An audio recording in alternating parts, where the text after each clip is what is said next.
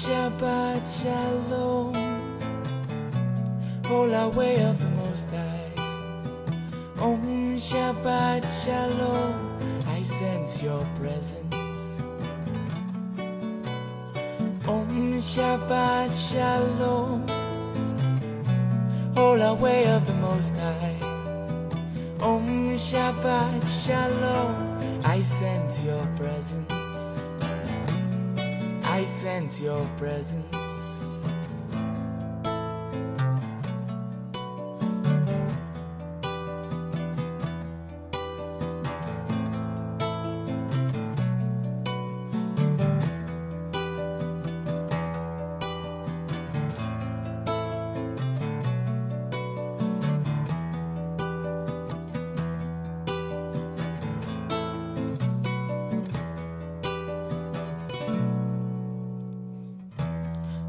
I am the light within your soul, in the essence of truth and right. Love makes the circle whole, and here we stand in line, waiting for some sacred sign. But to find the balance is the purpose of this time, to restore the balance of the universal mind. And in the presence of my Lord of light and love, everything I find in tune with the divine. And when I call to thee, come on bended knee, surrender to the all-pervading light and love. Reflections of the one surrounding me with love. And I sense your presence. I sense your presence. I sense your presence. I sense your presence.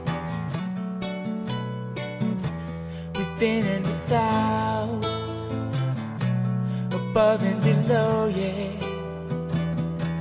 East, west, north and south, I sense your presence. Without and within, below and above, yeah. East, west, north and south, I sense your presence. I sense your presence.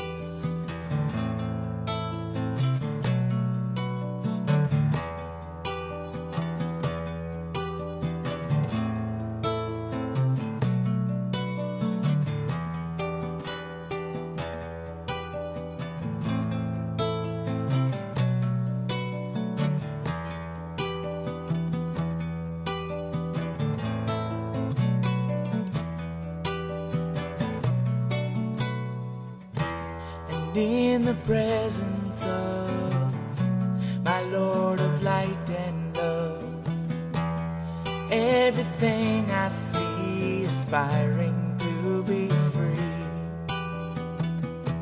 And when I call to thee, come on bended knee, surrender to the all-pervading light and love. Reflections of the one surrounding me with love. And I am the light within my soul, in the essence of truth and right. Love makes the circle whole, and here we stand in line, waiting for some sacred sign. But to find the balance is the purpose of this time, to restore the balance of the universal mind. Om Shabbat Shalom, Holy way of the Most High. Shabbat Shalom, I sense your presence. Om Shabbat Shalom, Holy Angel of the Most High. Om Shabbat Shalom, I sense your presence. I sense your presence.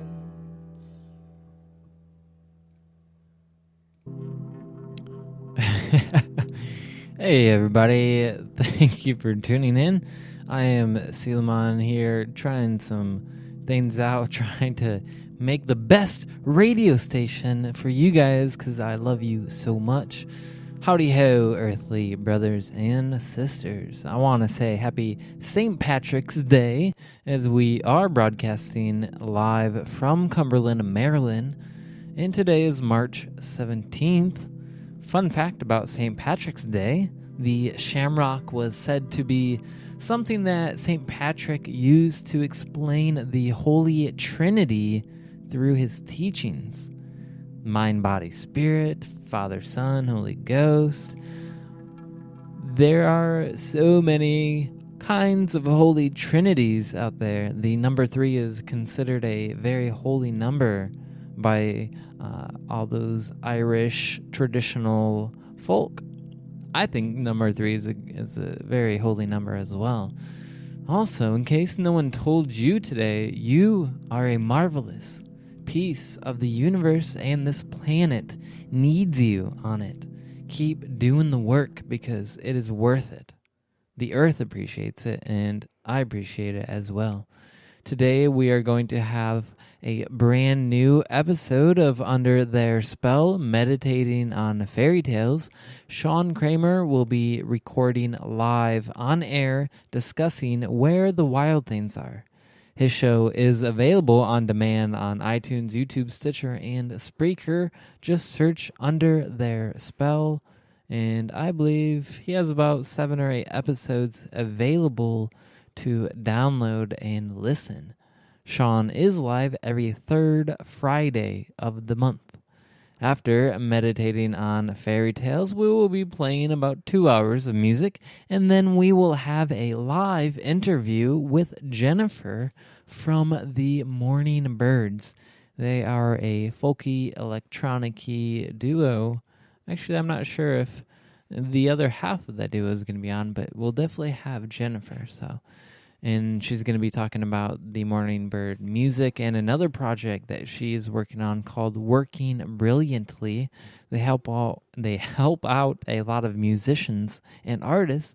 So if you fall into either of those categories, this will be a perfect opportunity for you to check out. Either way, I believe you'll enjoy their music and the stories that she'll be sharing. We'll end the day with a bit more music, probably some calm, chilling, sound healing music, and then a guided meditation. Thank you, everybody, for tuning in here to Bring Me to Life Radio. This next song is Hari by Lobo Marino. Hari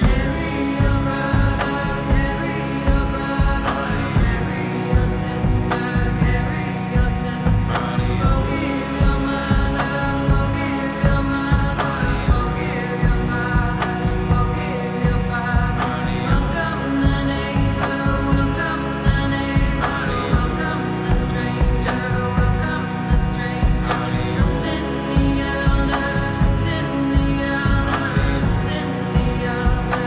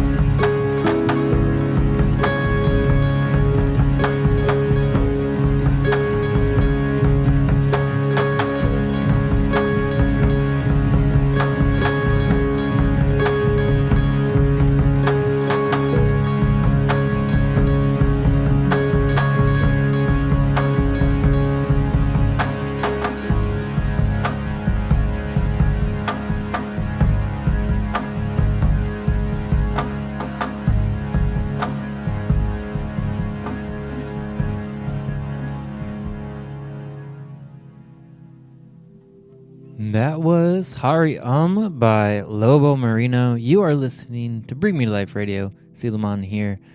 I wanted to give a shout out to everybody who lives in Cumberland. Hey, Cumberland and Frostburg, Grantsville, wherever you are in the Western Maryland area. Shout out to you. Shout out to Detroit, Michigan, and Michigan in general, Kalamazoo.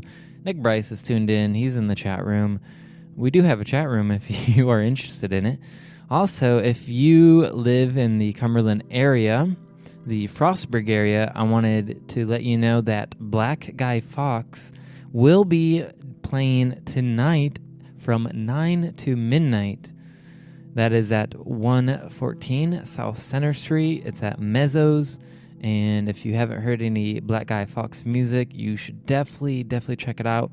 We've played some of his music here on the radio before, and I think you all will enjoy it very much. So if you don't have any plans tonight, if you live around Cumberland, check out Black Guy Fawkes at Mezzo's from 9 to midnight. Yes. We have a few more songs, and Sean Kramer is going to be here in about 13 minutes to discuss Where the Wild Things Are. This next song is Dead in the Eyes by Wookiefoot.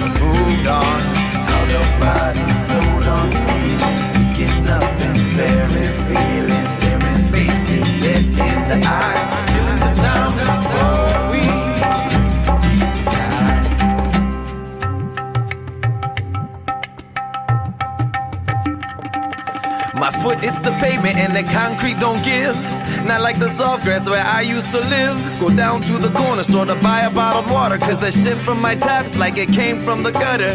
Throw on my hoodie cause it's gloomy and cloudy.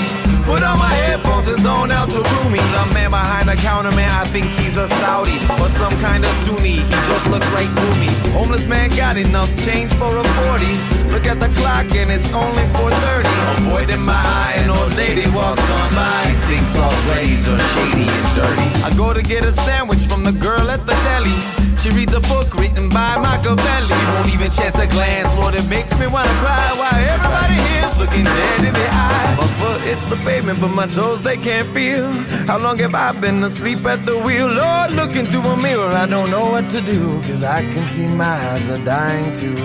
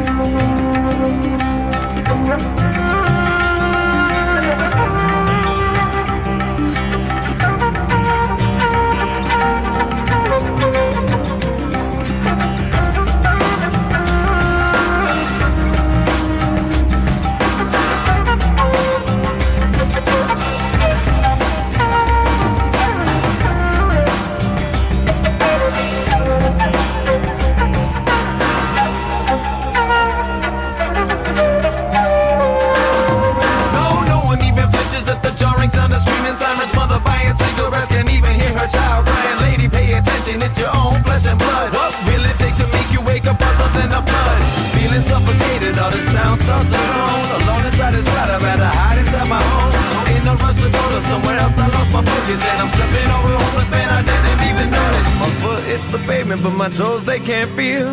How long have I been asleep at the wheel? Lord, look into a mirror, I don't know what to do, 'cause I can see my eyes are dying too.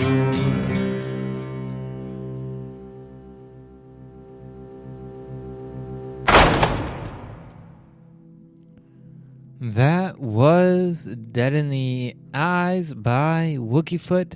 They make some really incredible music. Always enjoy getting to play them. Thanks for being here and listening to Bring Me to Life Radio.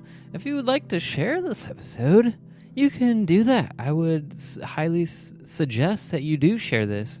If you enjoy it, share it on Facebook, share it on Twitter, share it on Instagram. And it's a little bit harder on Instagram, and I'm not really sure. Sometimes I see people repost another person's picture, and it has like a little black bar in one of the corners, and it says who they're reposting it from. I'm not sure how to do that, but if you know how to do that, please let us know, because that would be great. Learning how to do all these social media technology things. Life is interesting, There's so many adventures we could go on. We could go on an adventure and learning how to work Instagram. We could go on an adventure to Hawaii and sleep on the beach with a crab, We could do so many things. This world has infinite, infinite possibilities. So many possibilities. So much room for activities here on Earth. This next song, we got about 8 more minutes of music. This next song is Picture by Helena.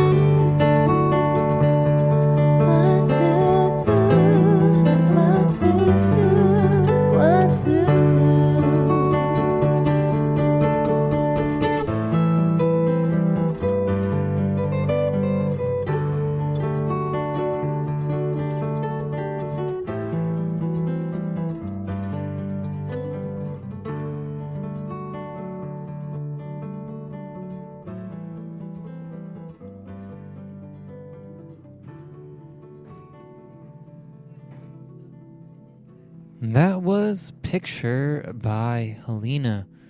We have a few more minutes until we get into Under Their Spell, meditating on a fairy tale. So we're just going to play some more music until then.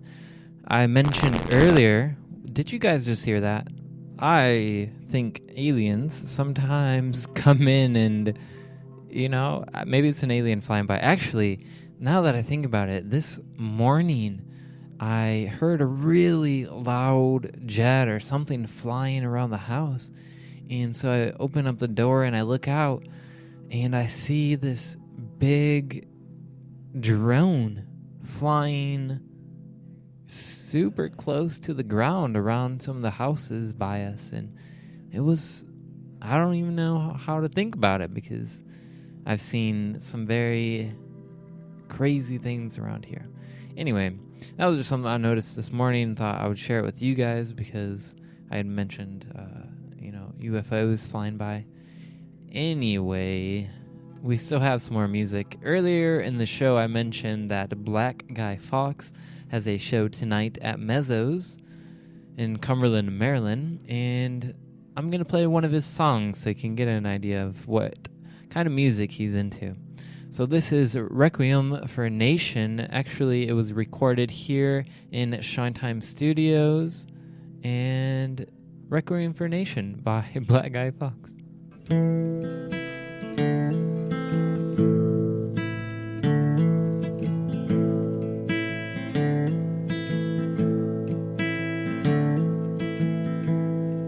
The 21st century living was never that easy. Now we're start breathing. It was 8 years ago that we stormed through the White House and painted it black. These next 4 years we will see congressional hearings make for good reality TV. Maybe the sheep will mutter a word in a world where we're told to be seen but not heard. America the Great has shattered her crown, and on bended knee she falls to the ground. Progression, digression is all for attention, to witnessing the death of this nation.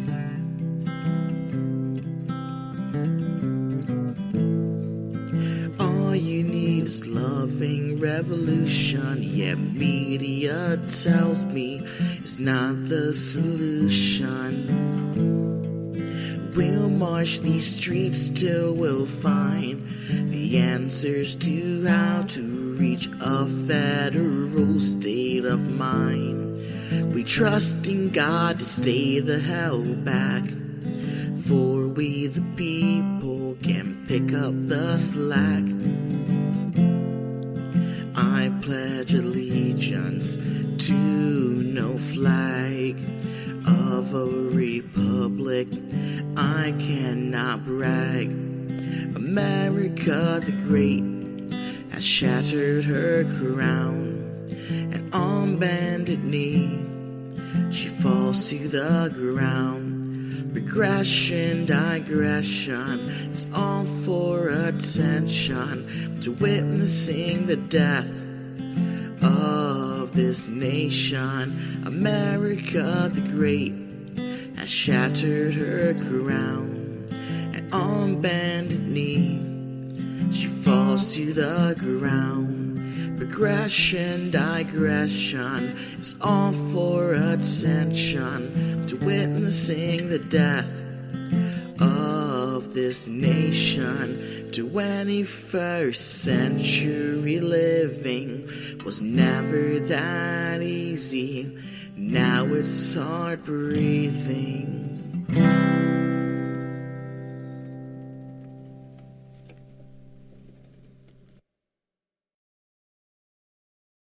And now enjoy Under Their Spell, meditating on fairy tales.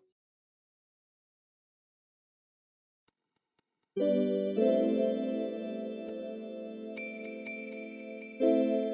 tales are both stories of transformation and symbolic poetry.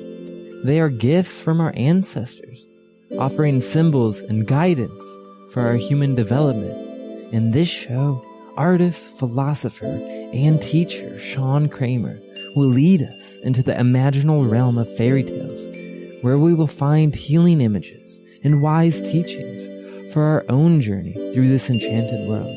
So welcome to Under Their Spell, meditating on fairy tales.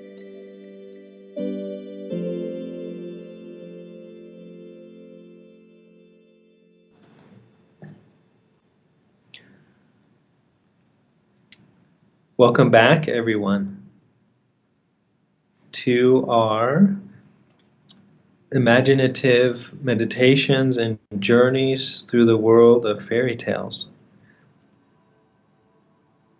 And in today's meditation, we will journey with Max in the story Where the Wild Things Are, following and reflecting on his use of imagination to resolve inner conflicts and to grow as a child, as a human being. This story, Where the Wild Things Are, describes a little boy's efforts to resolve, to untie his inner conflicts that arise in his home life, in this case with his mother, to resolve them by taking an imaginative journey. So this particular story I see as a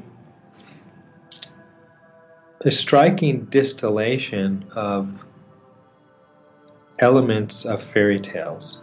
It is a modern literary creation, not an oral tale like fairy tales, but it really brings out in a very clear way elements that are in fairy tales, and I think is very helpful for understanding better what fairy tales are and what they are doing. And this is a story very much about imagination and fantasy. And it shows us that in imagination and fantasy, there is an intentionality, a purpose, and that good stories and art can help our imaginations in that intentional process. So to begin, let us bring ourselves into a more relaxed, meditative state. Begin with some breathing and a visualization.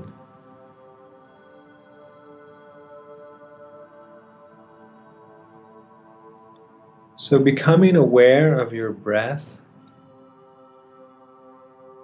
Let your breath be a tool for bringing your awareness into your body, into your inner feeling state at this time. With the in-breath, let your awareness come in, filling your body and observing the present sensations, emotions, places of tension, of relaxation, comfort, discomfort.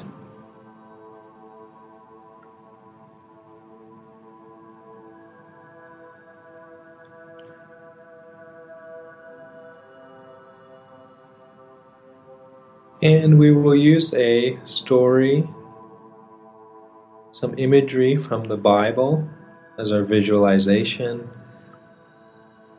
So imagine yourself in a boat on the water. The water becomes troubled. The boat is rocking up and down.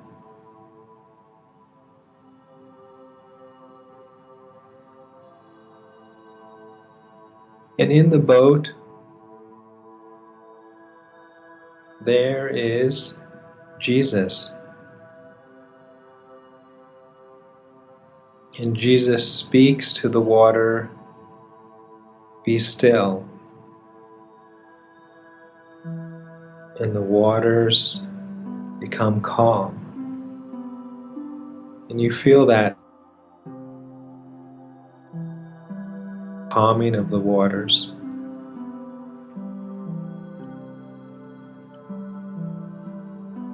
And your awareness extends outward, becoming one with the calm waters, the calmness of the air, the sky.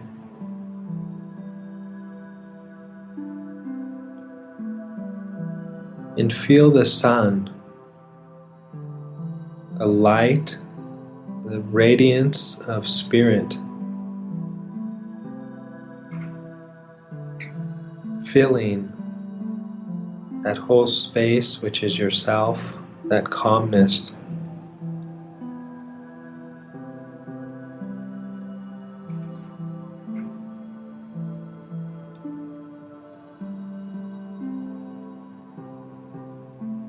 In this story, there is a story landscape, so let's look first, as we have often done with our fairy tales, at the story map, the landscape of this story, where the wild things are. Because it has a very similar, typical fairy tale landscape. The story begins in the boy named Max's home, and then in his room. Then he goes into a forest, and he takes a journey in a forest which goes through water to an island, and then he comes back to his room at home. And this is a typical threefold pattern of the fairy tale world: the home, the journey into the forest, and back home. Or something like a dark forest, an underworld or dark cave. And in this story of where the wild things are, it makes it very clear that for the boy, as he goes into the forest is his inner world, the world of his imagination, of fantasy, of dream.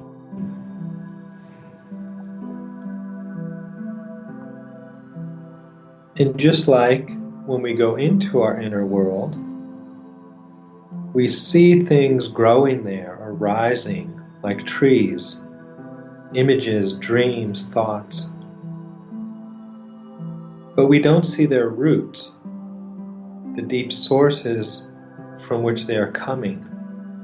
But we feel them. We feel there are sources to our inner world, to our experience, to our very selves, that are deeper than we can fathom or grasp, that are hidden in a kind of darkness and are revealing themselves through images and fantasy. And so this boy in his room goes into the forest of his own mysterious human self. We can combine this idea of the forest as the inner imaginative world with the insight we gained about imagination from The Cat in the Hat, which we looked at last time, which showed how figures of imagination, fantasy figures, are often the externalization or making sensible for us of inner parts of ourselves, parts which may be in conflict and are seeking some resolution.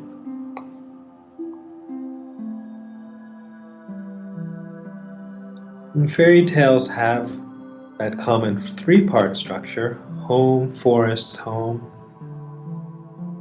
They also can be looked at as having a two-part structure, as tying the knot and untying the knot.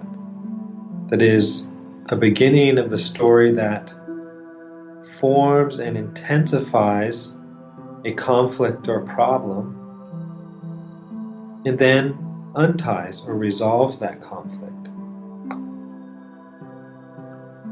So we will go through the story of Where the Wild Things Are with both those structures in mind. The threefold structure of home, forest, imagination, and home, and also the idea that there's a conflict that gets formed and intensified and then resolved somehow.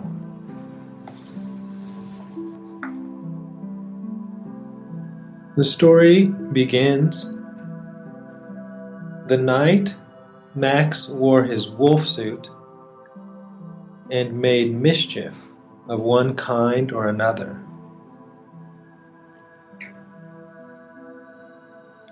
The story begins in the nighttime, already bringing us into the semi-conscious and unconscious world. And Max, the boy, is wearing his wolf suit. In the book, actually, the majority of the book is pictures. There are not that many words. Maurice Sendak, the writer of this book, was an illustrator, and he spent a lot of time illustrating other books, just being an artist making pictures before he started to write his own books. And he was very interested in images and imagination and their importance for human beings. And the first picture shows the little boy Max wearing his wolf suit with his pointy wolf ears and claws on his hands and feet. And he's got a hammer, and he has an angry face. He's hammering a nail into the wall. And there's also on the side a toy of his, looks like a little teddy bear hanging by a string. Ominous looking, like it's kind of an image of a hanging or an execution.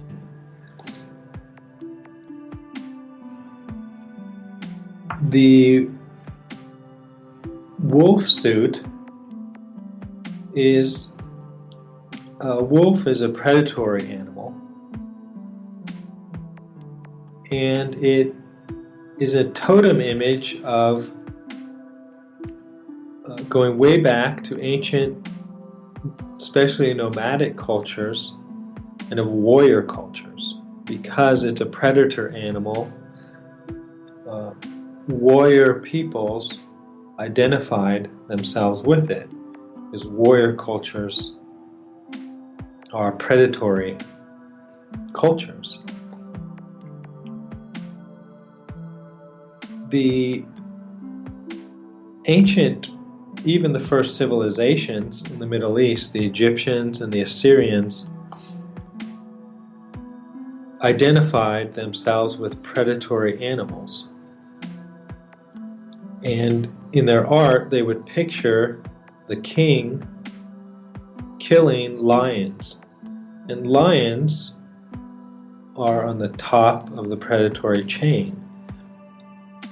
So the image of a human being and the chief human being, the king who represents the human community, killing a lion is showing that the human is the top predator of all. The human as king means it's the top predator, like the king of the beasts, the lion, but the human kills the lion. And this was a ritual in these early civilizations. It was a ritual of the king killing a lion, and most of the lions in the Middle East were killed off in this way because they used this as a ritual. And Max is connecting with this aspect of human nature that we have, that is in many ways troubling to us, to ourselves. Our own being part of a species and having this nature of a species that is the top predator on the planet Earth, which sometimes we would like to suppress and deny in our consciousness, that aspect of what we are, that predatory, wild, violent aspect. In the very next picture of Max wearing his wolf suit and making mischief in his house, the picture is of Max chasing the family dog down the stairs with a fork, chasing the dog, wanting to stick the fork into the dog. The dog is the tamed wolf, and Max here is the wild wolf, and he is acting as a predator to his tamed, domesticated wolf dog of the family pet. This story of Maurice Sendak was actually troubling to people when it first came out in the early 1960s. That some libraries at first tried to ban the book. For one reason, this portrayal, which to us might seem strange, but it shows that reluctance we have to see this violent, predatory aspect of ourselves, and that is being enacted by this little boy and is part of little children, and maybe a little more often of little boys. One author said that every new generation of humans is another invasion of the barbarians into civilization, and they need to be tamed and cultivated, or they will destroy civilization. We as humans like to project this violent side of ourselves out onto particular groups, as if they're just certain evil people like Hitler or the Nazis who are somehow, or demons who contain this destructive power. But in fact, it's part of being a human. and it's part of what we are. And it's something that we need to see and work with, and which this story is about. What to do with this part of ourselves and the insight of that. The writer Alice Miller said that the first rejection that all of us experience as little children is from our parents who want a nice little boy or girl, but actually get this explosive, creative star being sent from the depths of the universe into their lives, but they would rather a nice little boy or girl, and we all feel that rejection of certain tremendous, both violent and creative parts of ourselves, and we also reject much of ourselves. So this story will help us see what that means, to accept parts of ourselves, in this case the aggressive, violent, predatory sides of ourselves. Does not mean to simply fully act it out or let it take over the whole of us, because it is not the whole of us. It is a part. But instead of letting the part take over the whole or cutting out a part of ourselves, we want to, and this story is trying to give us a picture of how to bring that part into a whole. So Max is running around the house with claws, a fork, a tool of eating after the family dog. And the story goes on, and his mother called him Wild Thing. And Max said, "I'll eat you up." So he was sent to bed without eating anything.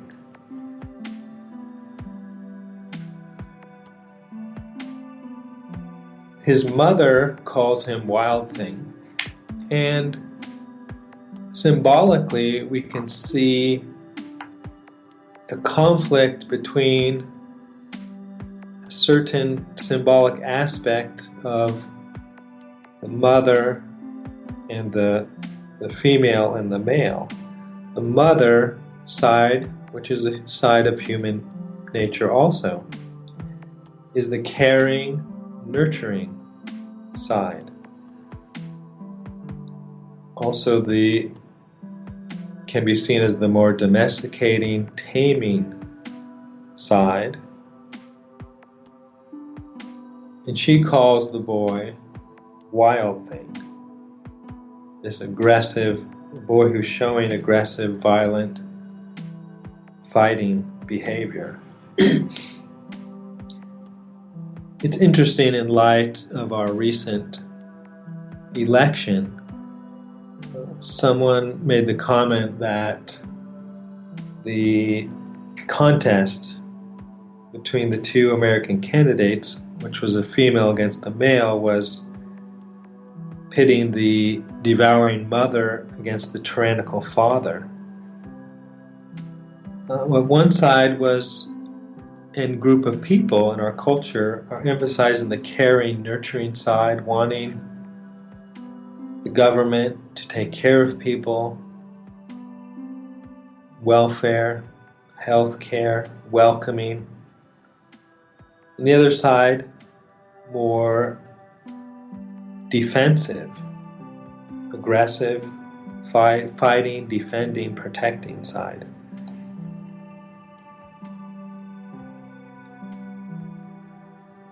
And I've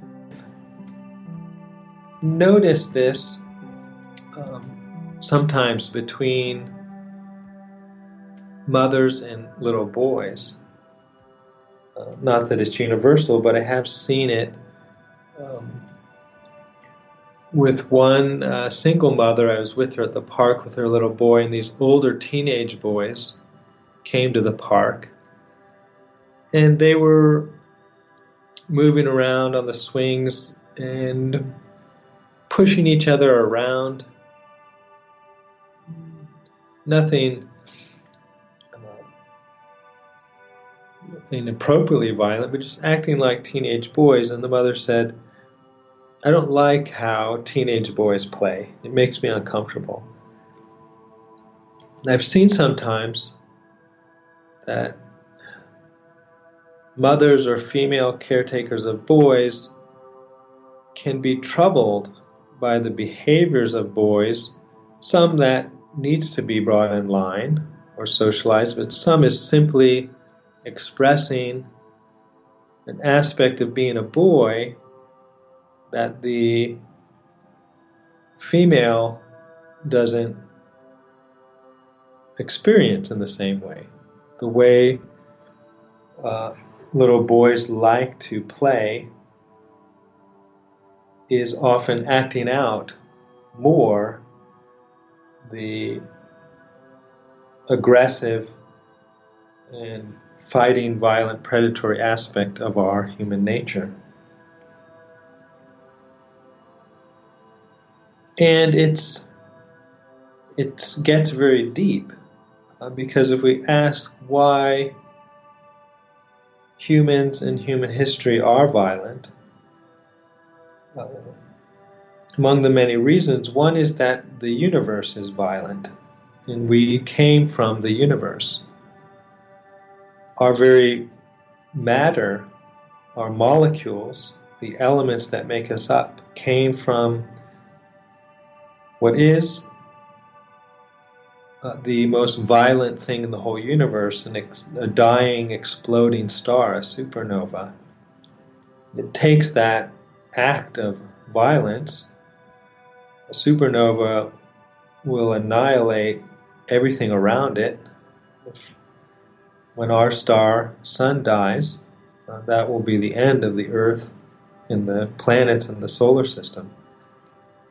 But that actually gave creative birth to the elements that then went on to make the whole wonderful life that we see on this planet Earth. And that's something that is difficult to make sense of. Maybe impossible to fully make sense of with our human minds.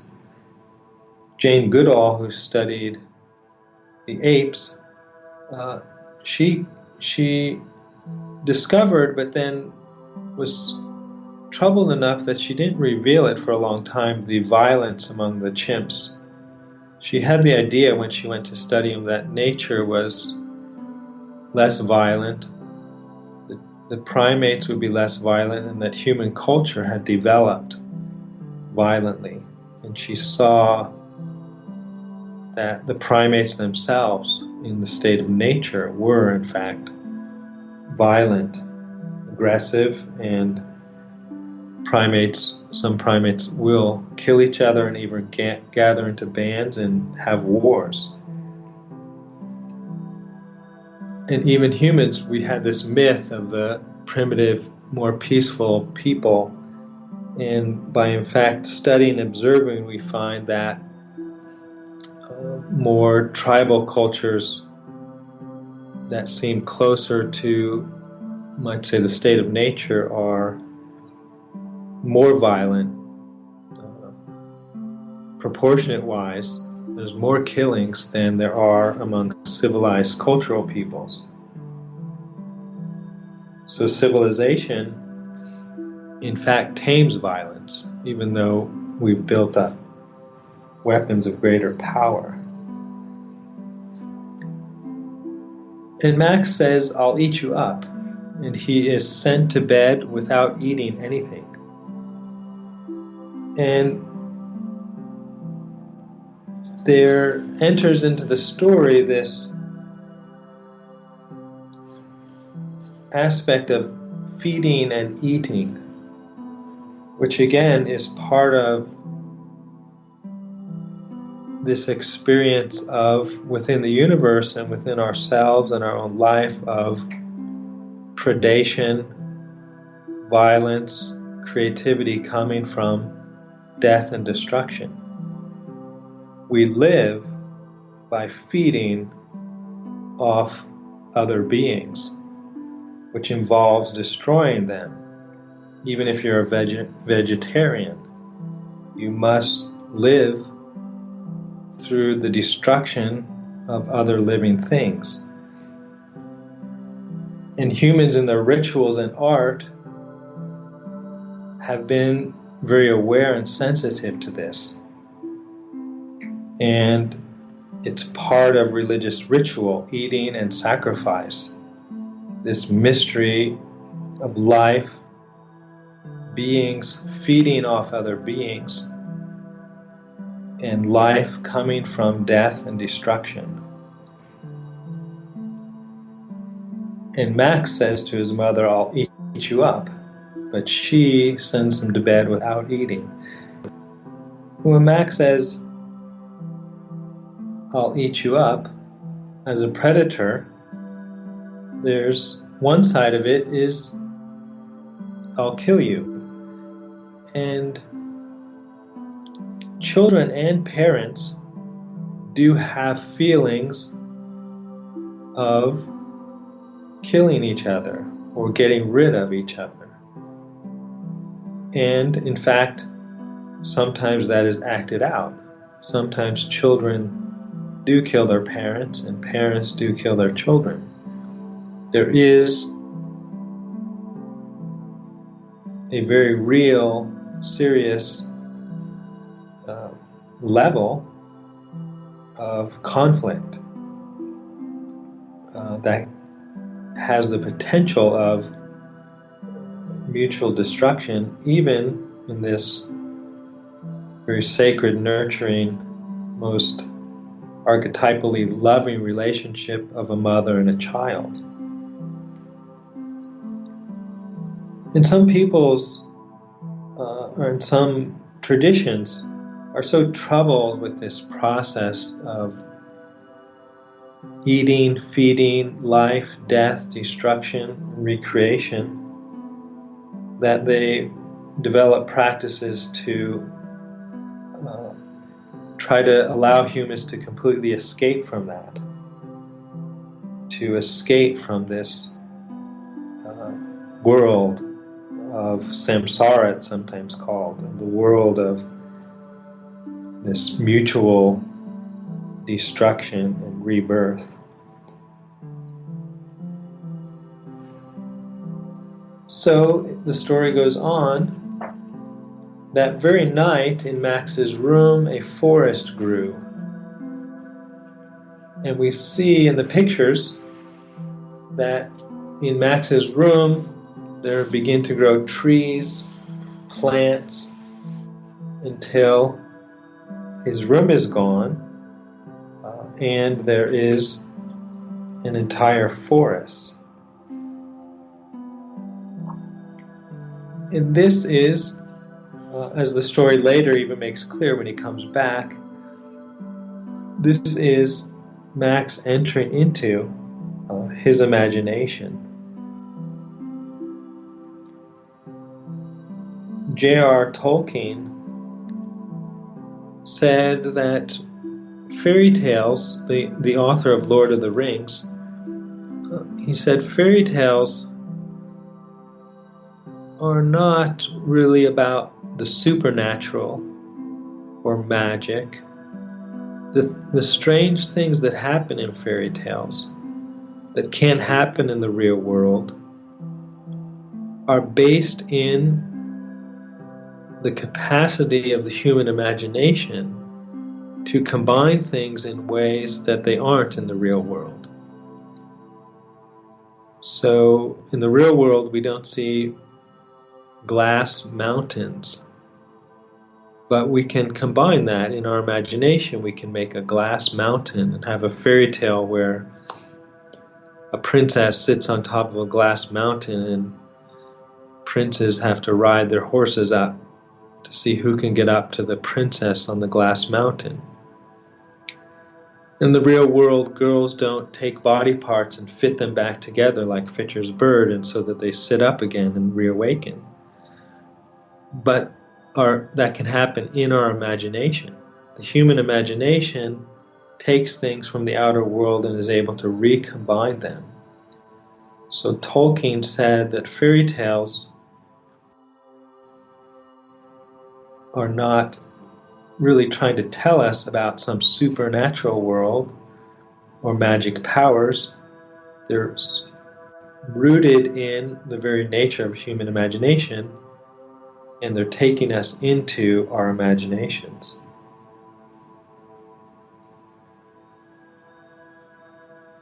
So that very night in Max's room, a forest grew and grew and grew until his ceiling hung with vines and the walls became the world all around. And an ocean tumbled by with a private boat for Max, and he sailed off through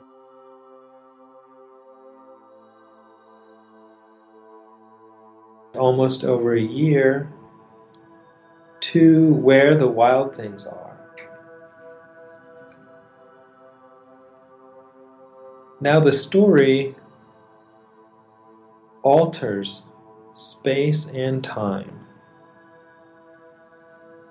The room becomes a forest, and in Max's journey, time is altered. He sails through night and day, in and out of weeks, over a year. But as we know from the end, it's in the outer world, it's been very little time. And this changing of space and time tells us that we're leaving the world of ordinary reality and going into the inner psychic world of human beings.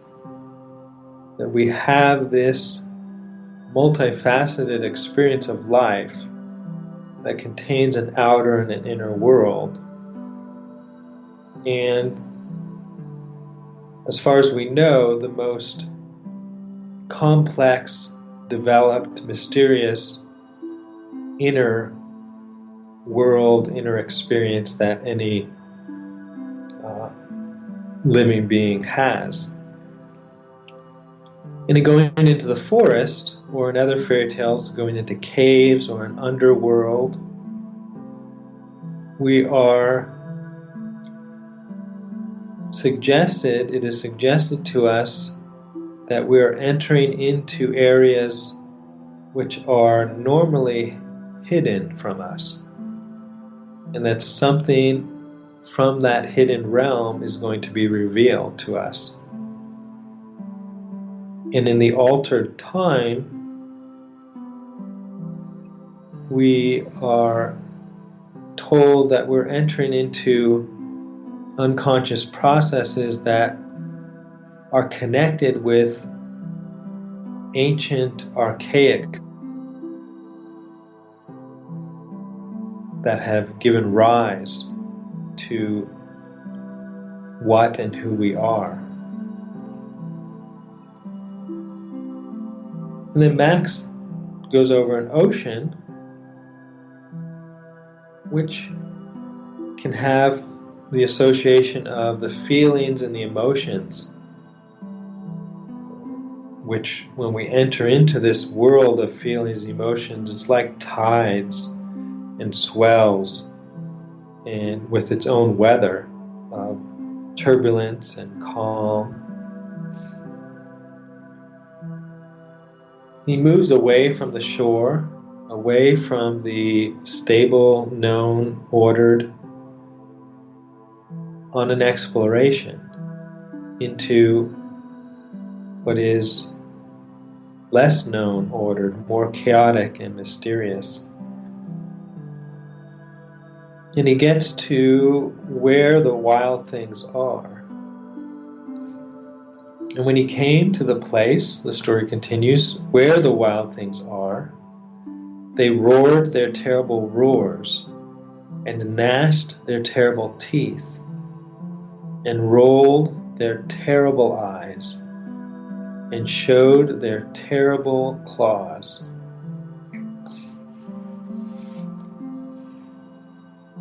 So Max has entered into himself, and this child is feeling this deep well of, the word is repeated many times, of terror, terribleness, of roars and teeth and aggressive, frightening eyes and claws of threatening predators. The poet Rainer Maria Rilke wrote that someone advised him to go and enter in and reconnect with his inner child. And as if it was kind of a happy, joyous thing, your inner child, your playfulness, and he went in and reconnected with his inner child, and he said the experiences was, for him, of things became more frightening. He said the little threads coming out of the blankets, the wool on his bed were sharp, and things were sharp and pointed and dangerous. And he had this heightened sensitivity that he was recalling from his childhood to that aspect of the world we come into, which is the aspect kind of outside the safety of the nourishing mother. So Max is meeting this, and when Max is there and he sees the wild things, Max says, "Be still." And he tamed them with the magic trick of staring into all their yellow eyes without blinking once. And they were frightened and called him the most wild thing of all, and made him king of all the wild things. And here this echoes this imagery in human culture and art of the human as the most wild, predatory, conquering animal on earth, but also the aspect of the kingliness of stilling the wild things, of ruling over the wild things. Here we have another archetypal fairy tale image of becoming a king. In fairy tales, often the journey of the protagonist, often a young boy or girl, young man or woman, ends with them becoming a king or a queen. Sometimes that's interpreted as a reflection of the culture, society from which the tales came from, as if they came from times and places where there were kings and queens, and it's expressing the peasants' envious desire that they could rise up the social ladder. But this story tells us that that's not right at all, because this story was written in America in the 1960s, and there were no kings and queens in that culture as there are not now. But the king or queen still has a deep resonance. It's the inner king and queen. And in the picture, we see Max with a crown and a scepter, and the wild things bowing down before him. "And now," cried Max, "let the wild rumpus start." And we see in the pictures Max and the wild things dancing, howling, and clawing up to the moon like wild dogs and wolves. Then they're swinging on trees, and then Max is on top of the wild thing with his crown and scepter. They're dancing through the night forest. "Now stop," Max said, and sent the wild things off to bed without their supper. And here we see how Max in his imagination is, as a child, is working through his inner conflict and what it means to become a king in fairy tales. Max is taking rule over this part of these wild things that are parts of himself, of his nature. He isn't destroying them, but he is able to rule over them. He's able to tell them, okay, now be wild, let the wild rumpus start, and they can express their wildness. But he's also able to say, stop, and they stop. This is the meaning of the king in fairy tales. When someone becomes a king or a queen, it signifies a level of maturity where they are able to rule over themselves, acquire a self-rule or a self-parenting. And Max, the king of all the wild things, we could say the human, the king of all the wild things on earth, was lonely and wanted to be where someone loved him best of all.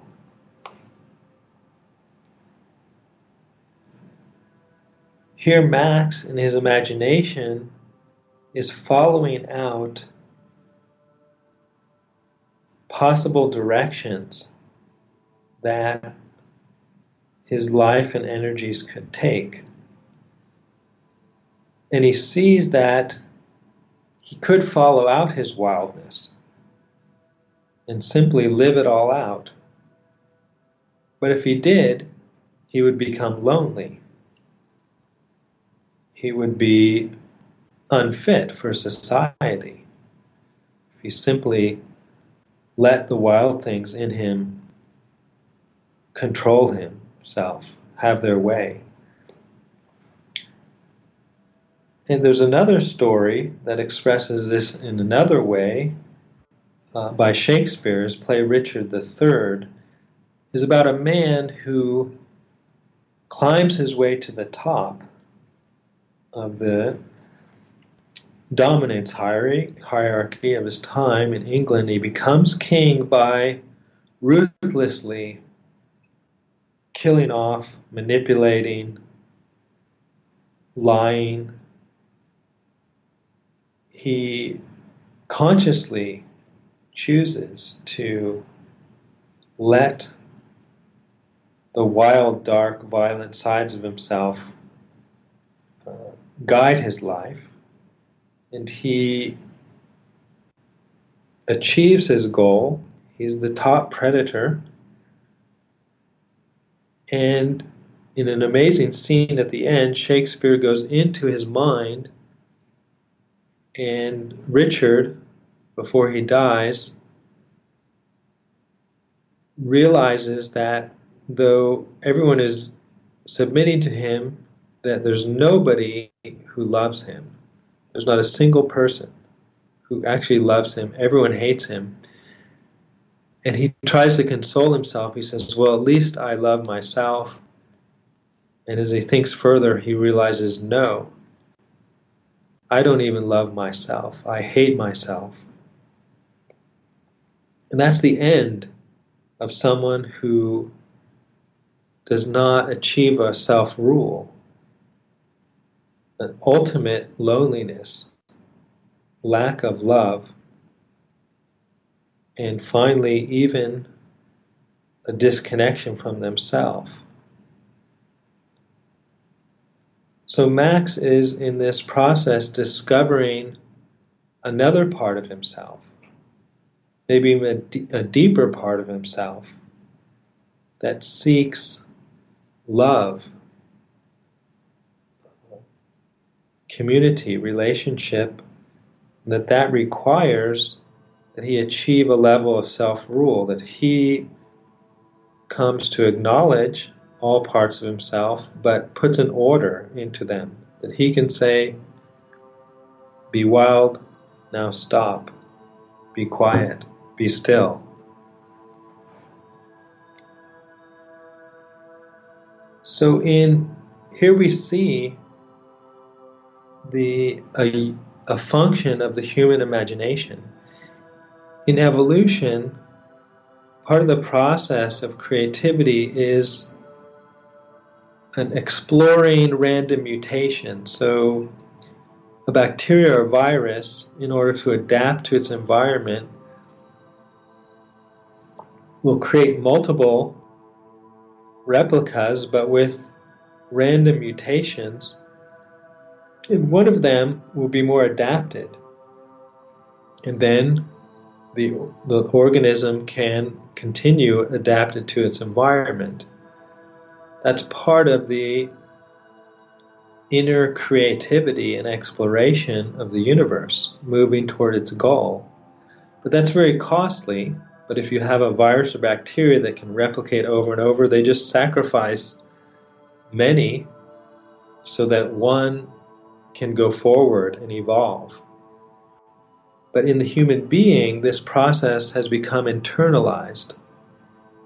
And it occurs in our imagination, so that instead of just letting humans try out things and try out the path of King Richard and find out that that's a dead end and it leads to loneliness and misery, we can play that out in our imagination. It's like creating a replica of ourselves and seeing what would happen if it went down that path.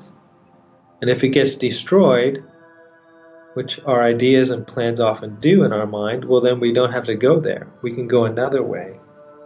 So our imagination has internalized the exploratory evolutionary process of trying out many mutations and finding which is the best adaptation.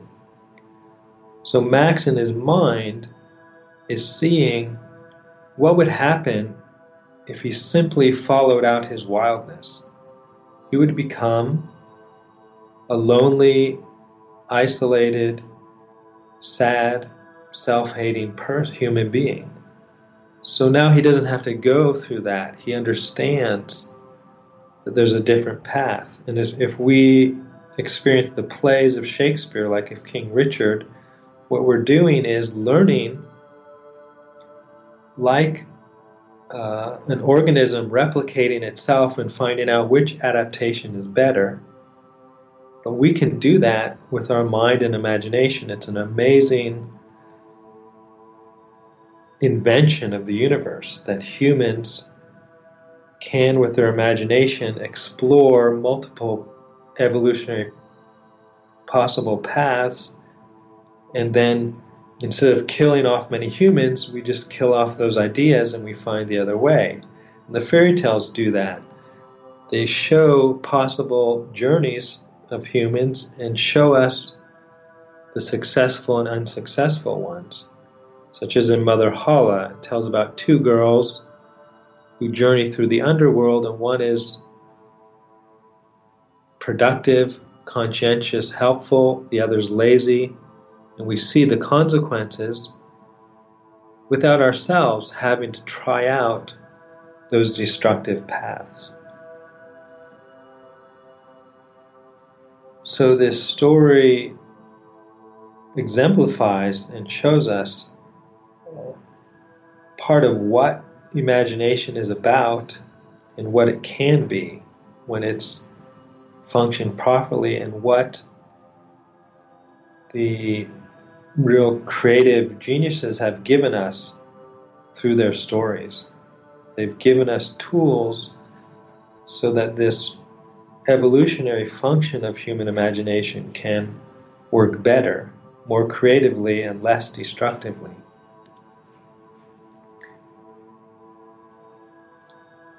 Then the story goes on, then all around from far away across the world he smelled good things to eat.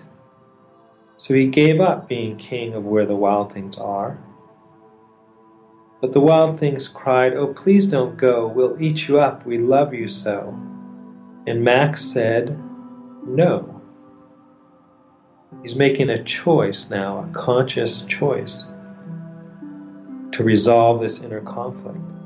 Then the wild things roared their terrible roars and gnashed their terrible teeth and rolled their terrible eyes and showed their terrible claws. But Max stepped into his private boat and waved goodbye and sailed back over a year and in and out of weeks and through a day. And into the night of his very own room, where he found his supper waiting for him. And it was still hot.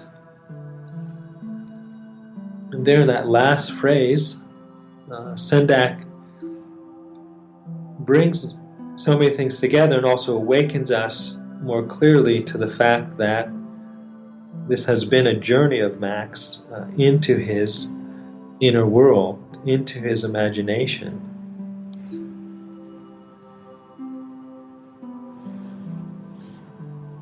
And as we look at the story as a whole, we notice how the inner world of where the wild things are was paralleling the outer world of his family life, as we've seen so many times in fairy tales. Like in Hansel and Gretel, when they go into the forest, they find the nourishing cake house, like the mother they want, having a witch inside, just like in the outer world, their mother, from whom they sought love, was cruel and devouring and wanting to kill them. So in this story, where the wild things are, we see that in the inner world of the forest, there are all these parallels to the outer world. So Max sends the wild things to bed without their supper, just as his mother did. And there he is starting to internalize his mother's perspective. Instead of seeing it as an outer imposing authority, he imagines it and starts to see what the reasons are. He sees it from his mother's perspective so that he can integrate that into himself. In that way, further resolving his inner conflict.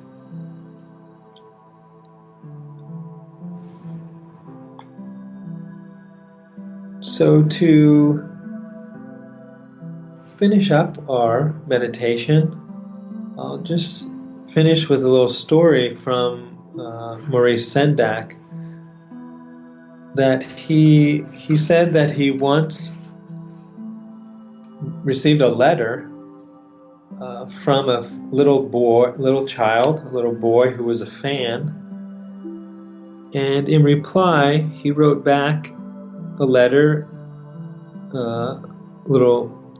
to the boy with a little drawing of one of the wild things. And he got a letter back from the little boy's mother. And the mother said that my little boy, Jim, loved your card so much, that Maurice Sendak sent him. He loved your card so much that he ate it. And the author, Maurice Sendak, said that was one of the best compliments I ever received. The little boy didn't care that he had received an original drawing or anything. He just saw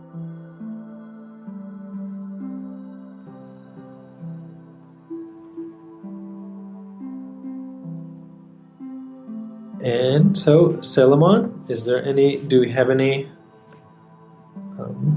comments or questions? Can you hear me? Yes, I can. We had a good one from Claudia. She asked, could the forest be real to some people but not to other people? Can something be real for you but not but no one else? I would say that the forest is real. I mean, the inner world is real, but it is a different kind of world.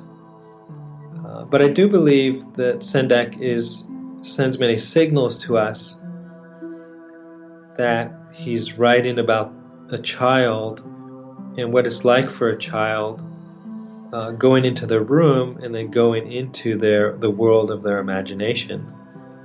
So that's how I see it. Good. That was the only question that we had for today. Okay. Okay. So, shall we finish with our meditation? I would like that. Okay.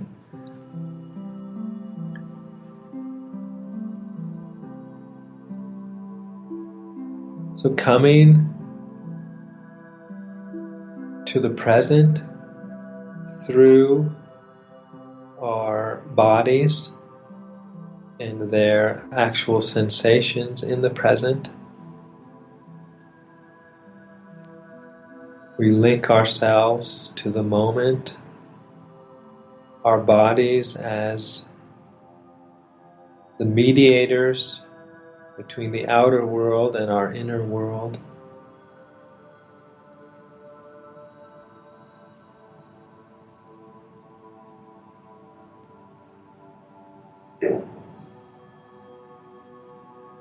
And as we experience in our lives conflicts, struggles,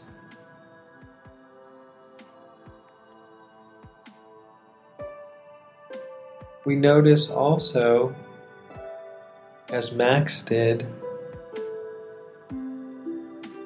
somewhere there is an abiding, loving, caring presence. Through all his journey with the wild things, there was a caring, loving mother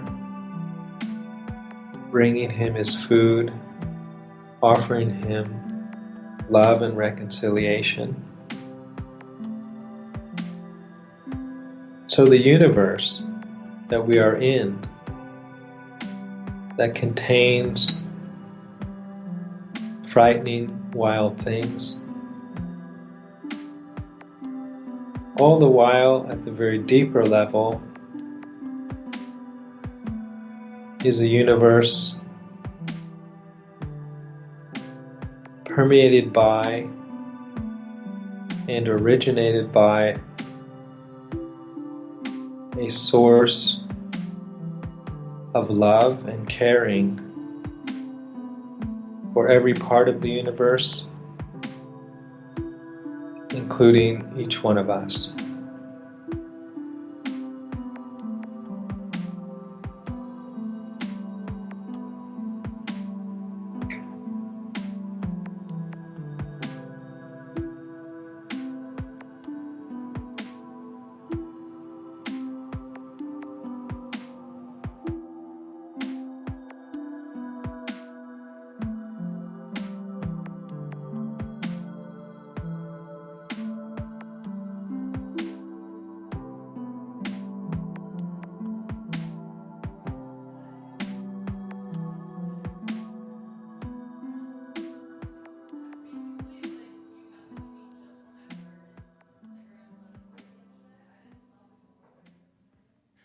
And that was Under Their Spell, meditating on fairy tales with Sean Kramer. He will be back next week, which I believe will be April, 21st.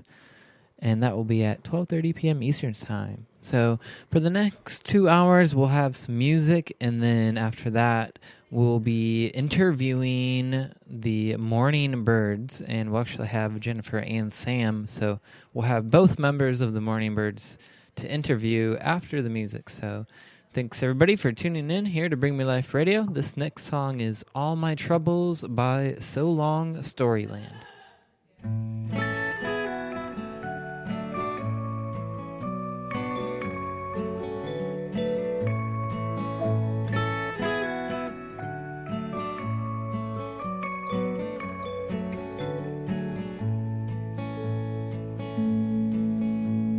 All my troubles fall asleep. One wakes up as the other one leaves, and they shake their hands and say to me, everything goes eventually. And I know it goes on like it should, but it's hard to let go just when it's good. When all my love gets turned around, haunted by the ghost of a hollow sound. It goes la la la la la la la la la la la la. It goes la la la la la la la la la la. The numbers rise and the numbers fall. One gets lonely, but two stands tall, and they stick together for the company. But good things only come in three. All my troubles, they've gone down.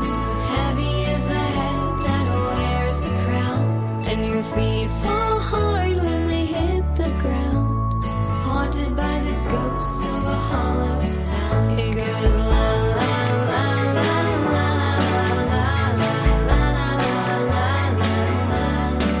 It goes la la la la la la la la la Too many thoughts at the end of a long, long day. Someone says give in and you say okay. Every night you turn with your hands, you pray that a light goes on to show you the way. All my troubles fall asleep. One wakes up as the other one leaves, and they shake their hands and say to me, everything goes eventually. It goes la la la la la la la la la la la la la. It goes la la la la la la la la la la. It goes la la la la la la la la la la.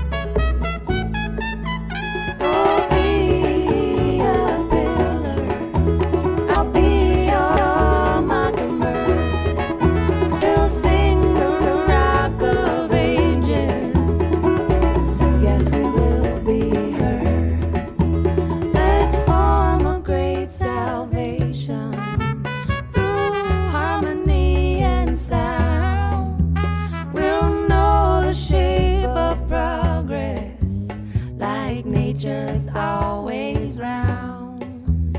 Like nature, it's always round. We are moving in wider circles. We are opening our circle. We are moving in wider circles. We are opening our circle. We are moving in wider circles. We are opening our circle. We are moving in wider circles. We are opening our circle.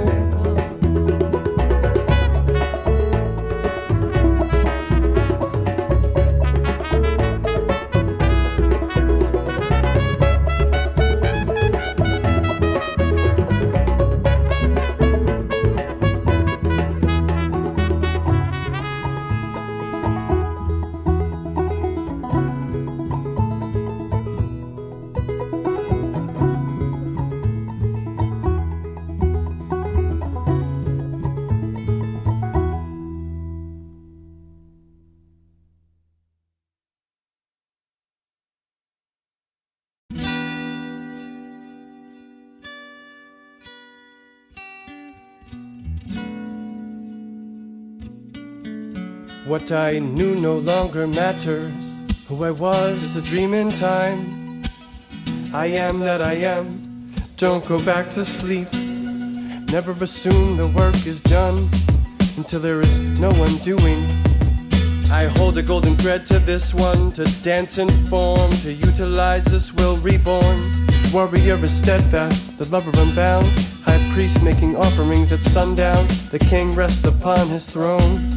Yo, arrows pointed at their mark, become the target as it flies, arrive as it arises. Some will see their light reflected in your eyes, some their unclaimed darkness fall to the wayside. Some may walk to the end, but you got to keep on keeping on. Keep on keeping on, don't let your head hang low. Beloved one, keep your heart focused on your goals. Don't let them sway you from what you know inside your soul. Keep your heart strong, beloved one. Keep on keeping on. Keep on keeping on. But fly, angel, fly towards your mark. Root, holy child, root. Nestled in the arms of the goddess, I lay down worries and let the universe define my progress. All these holy wars over who is more unconscious or conscious. Fly, angel, fly towards your mark. Root, holy child, root inside your spark. Flow with the rivers, grow with the changes. Adapt to a depth in the midst of the sages. With a glimpse of the turn of the pages, dawn of the ages. Embracing your majesty with accuracy, immaculate, matchless gifts. Practice makes perfect, reenact the script. Pre-written, destiny delivered. Some may fall to the wayside, some may walk to the end, but you got to keep on keeping on. Keep on keeping on, don't let your head hang low. Beloved one, keep your heart focused on your goals. Don't let them sway you from what you know inside your soul. Keep your heart strong, beloved one. Keep on keeping on. Keep on keeping on.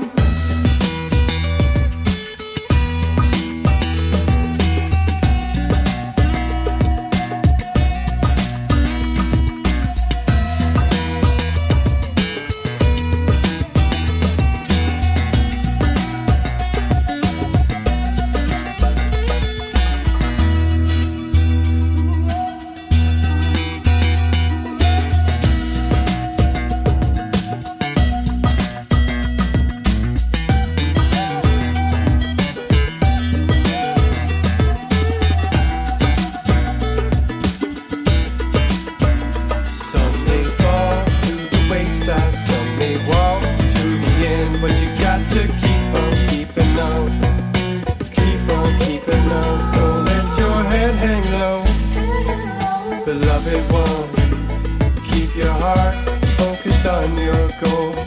Don't let them sway you from what you know inside your soul. Keep your heart strong, beloved one. Keep on keeping on. Keep on keeping on, keep on keeping on, keep on keeping on, keep on keeping on, keep on keeping on.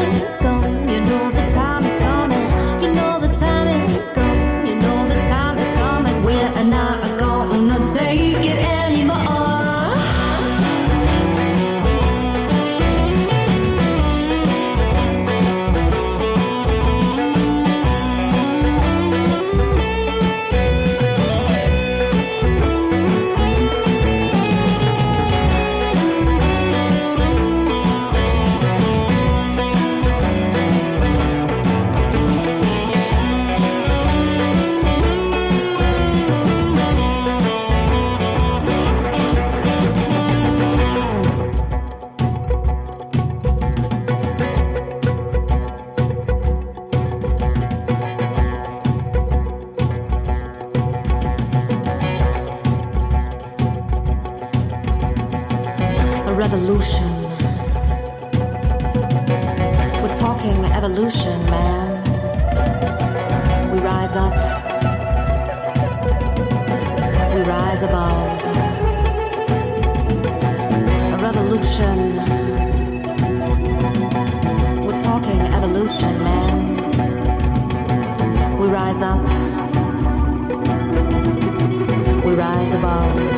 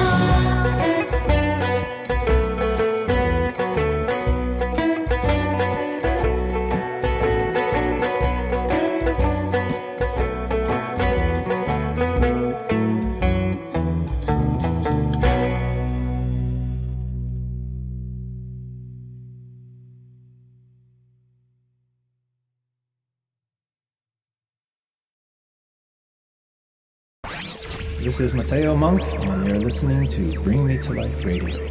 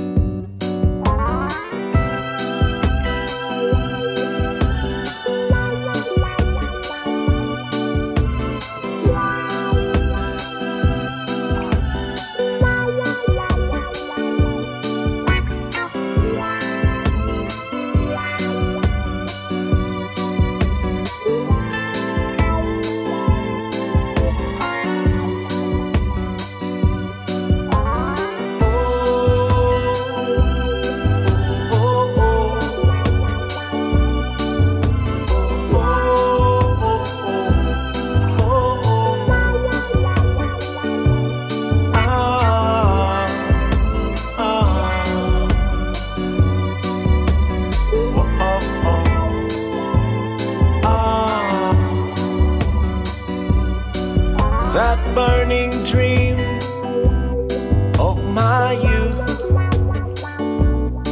that I would cling to love and truth. No, I never did let go. Under the ashes, the coals still glow. The higher that we climb, we must leave this world behind. Or even for one so bold, high lonesome winds blow cold.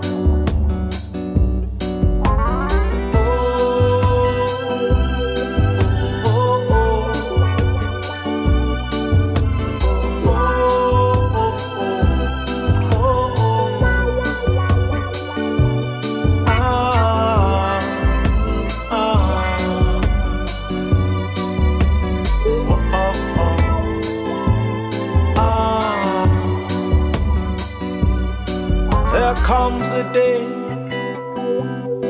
there comes an hour, when our seed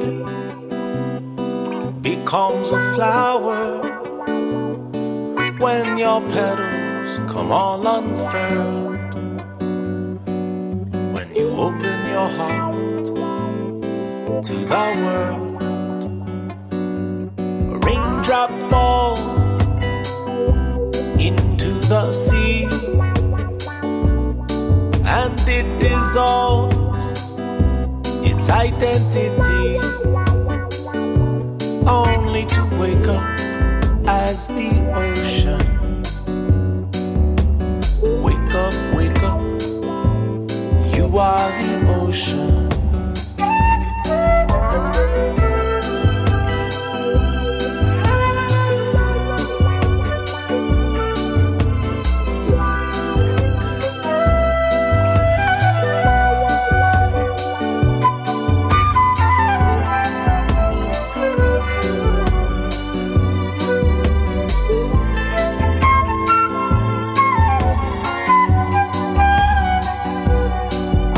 Comes a day, there comes an hour,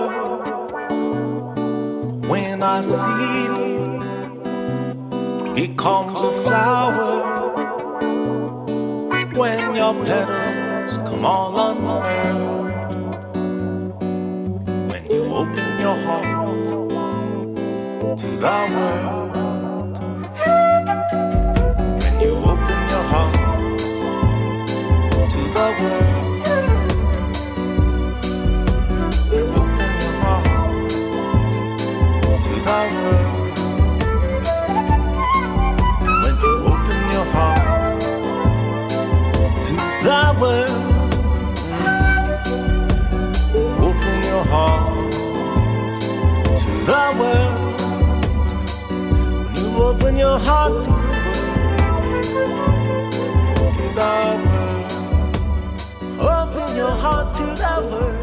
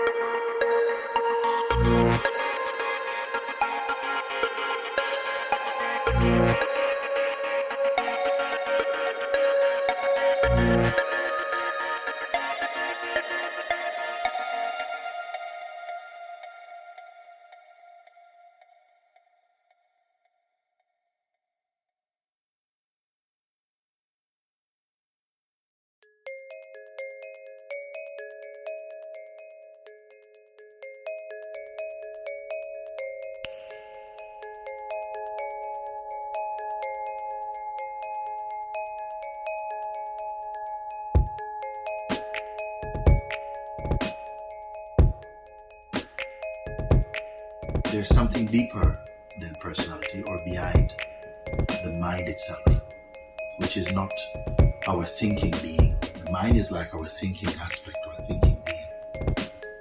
But because we are aware of our thoughts, there must be something deeper than the thinking mind. One who is awake is totally at one with this awareness, which is independent of the thinking mind. It's a state of pure being.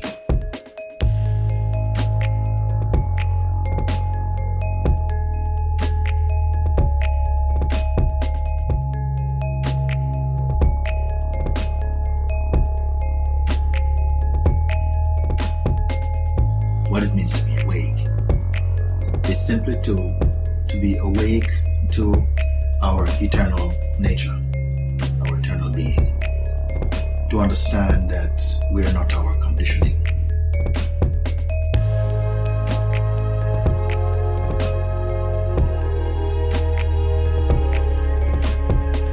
You are not who you have been thinking you are, or who you've been conditioned to believe you are, which is like a certain person, male or female, who has a certain education, has certain parents, believe certain things, or have a certain religion. And not just to understand this intellectually or mentally, but to really be one with this understanding inside your heart.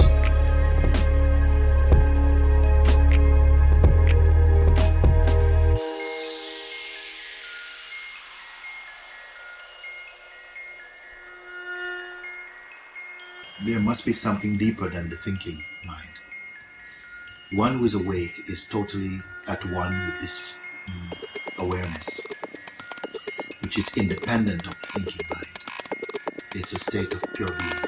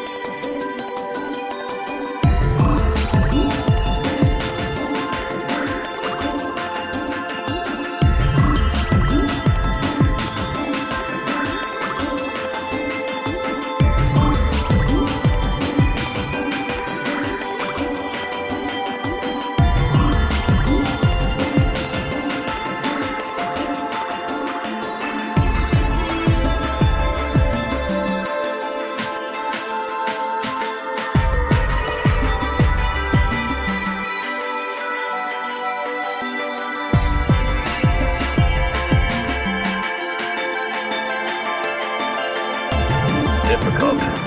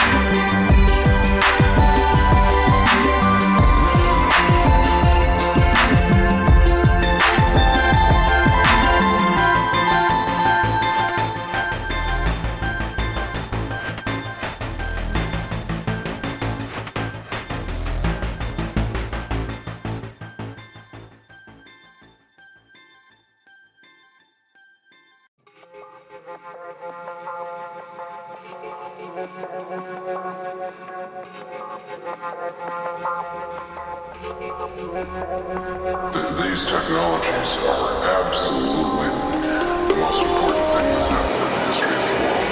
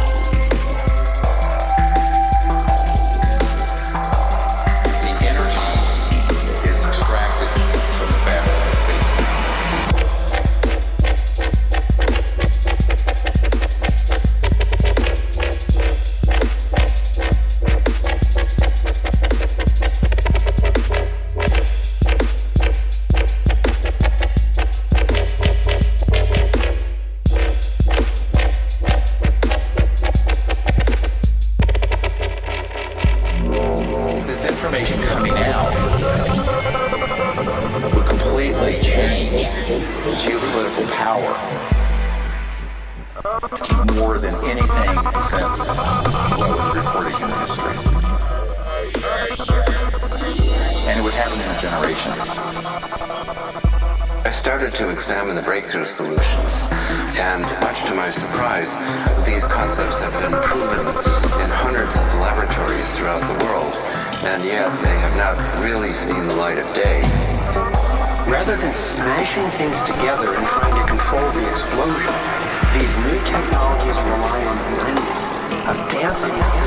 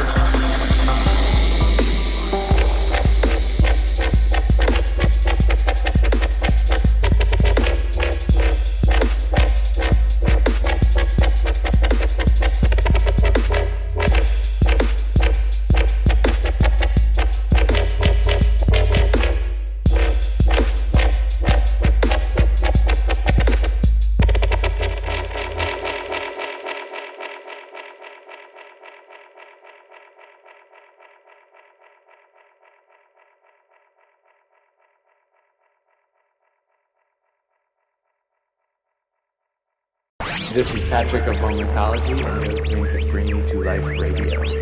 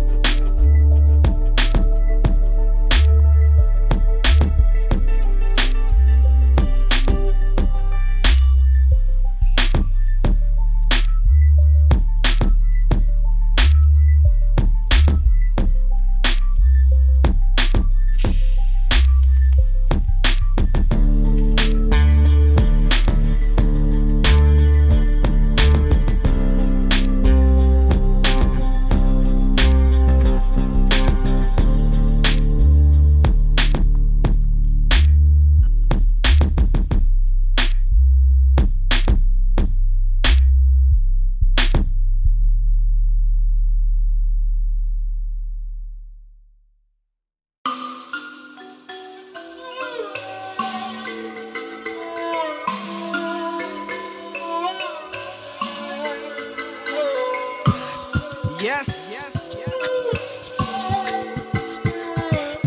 This one's for the family, worldwide. Shrikala, Aloka, Tubby Love, Amber Lily, Lily Fangs. Let's bring it together. We got to unify. We got to unify. We got to unify. We got to unify. Many sticks, one drum. Ra-pa-pum-pum. Feel the fire dance. Heal the ocean. In the air we breathe. Feel it everywhere. Fill your vacancy. Now you're a billionaire. Stop playing on the outskirts. Show them how your mouth works. Bearing it all, yeah, doing it without shirt. See the marks on my lineage, they dark-colored melanin. They walk with the elephant. We all for the remnants. We all for the message. If we talk, then we get it in. All my people on the arm with the blessings. On and on to the next thing. Cause we got to unify.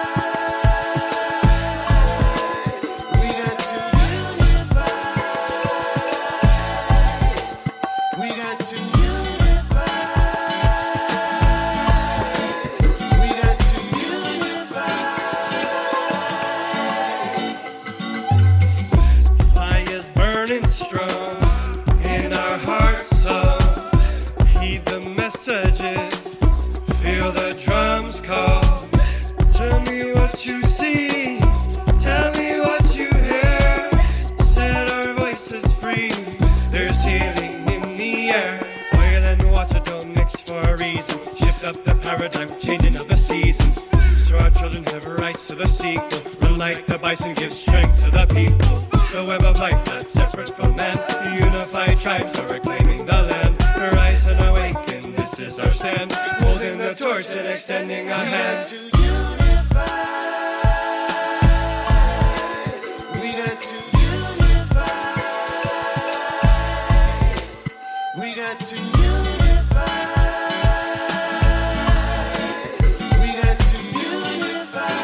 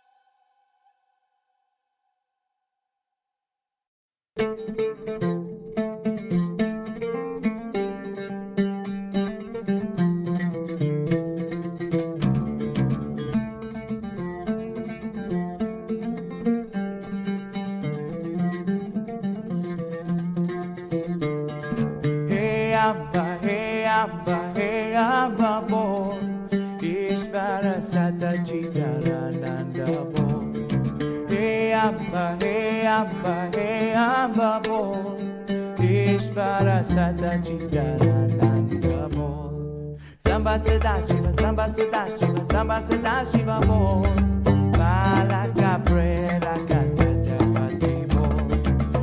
Sada Shiva, Samba Sada Shiva, Samba Sada Shiva Bo. Bala Cabrera Casajapati Bo. Hey Amba, hey Amba, hey Amba Bo. Ishvara Sata Chitarananda Bo. Hey Amba, hey Amba, hey Amba Bo. Ishvara Sata Chitarananda Bo. Samba Sada Shiva, Samba Sada Shiva, Samba Sada Shiva Bo. Bala Cabrera Casajapati Bo. Samba Sada Shiva, Samba Sada Shiva, Samba Sada Shiva Bo. Bala Cabrera Casajapati Bo. Amba, Amba, Jai Jagadamba, Akilandeshwari Jaya Jagadamba. Amba, Amba, Jai Jagadamba, Akilandeshwari Jaya Jagadamba. Amba, Amba, Jai Jagadamba, Akilandeshwari Jaya Jagadamba. Amba, Amba, Jai Jagadamba, Akilandeshwari Jaya Jagadamba. Jagadambe Jai Jai Ma, Jagadambe Jai Jai Ma, Jagadambe Jai Jai Ma, Jagadambe Jai Jai Ma.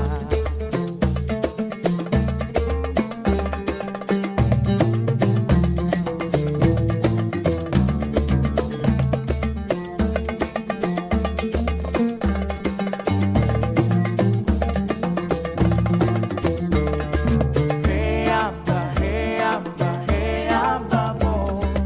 Ishvara Sata Chitarananda Bo.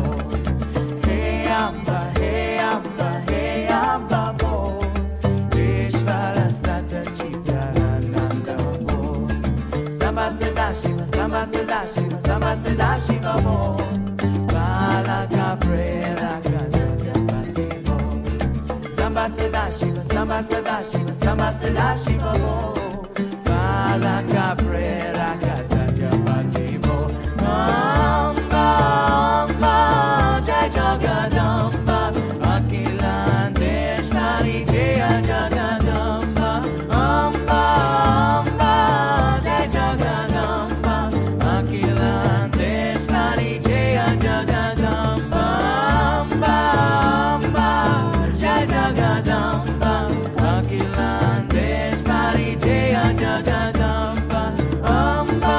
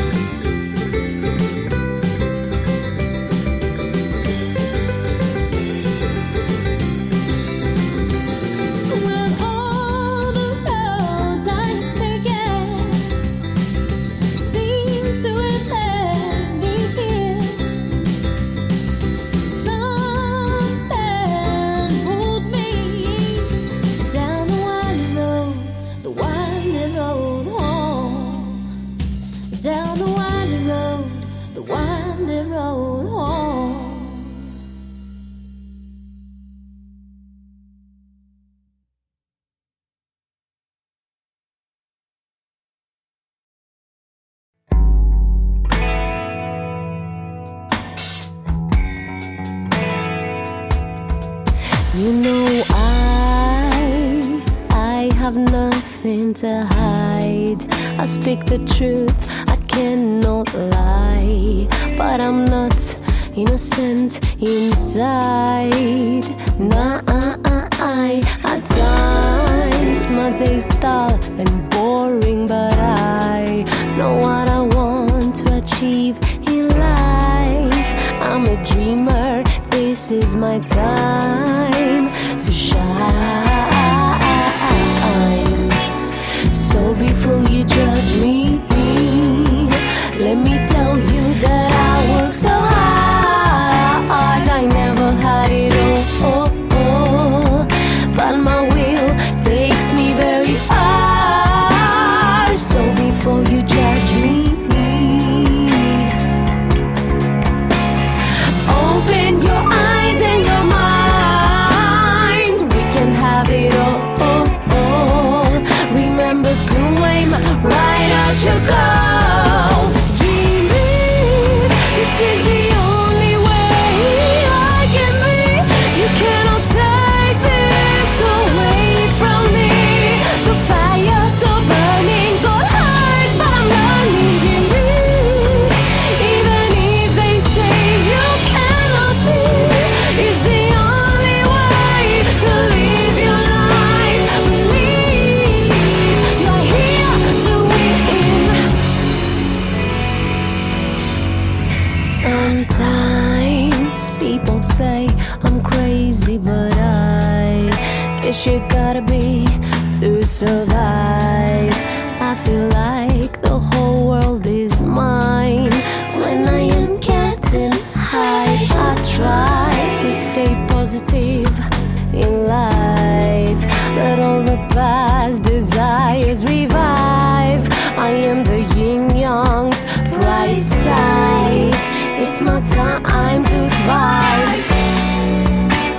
So before you judge me, let me tell you that I work so hard. I never had it all, but my will takes me very far. So before you judge me,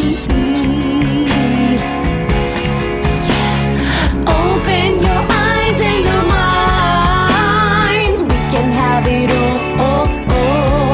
Remember to aim right at your goal. Dream big, this is the only way I can be. You cannot take this away from me.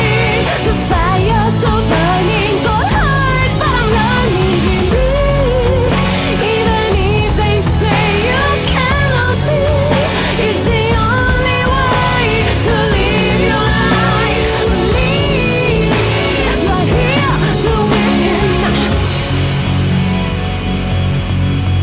Dream big, this is the only way I can be. You cannot take this away from me. The fire's still burning, got hard, but I'm learning.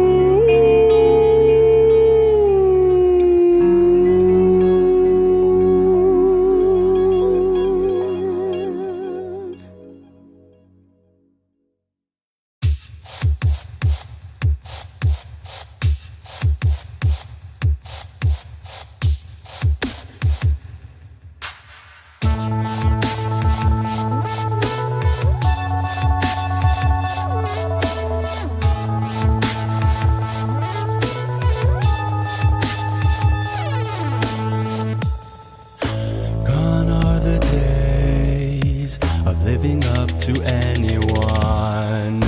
Though I can say the journey's been fun, but it's time now for me to sprout. Don't know when, don't know how, but I know, I believe, I got faith. I can see in my mind's eye what will happen to me in this whole big life of fun we're leading.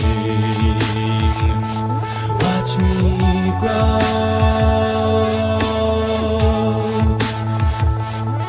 Sprout, sprout now.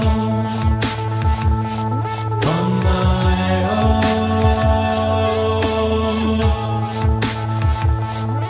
Sprout, sprout now.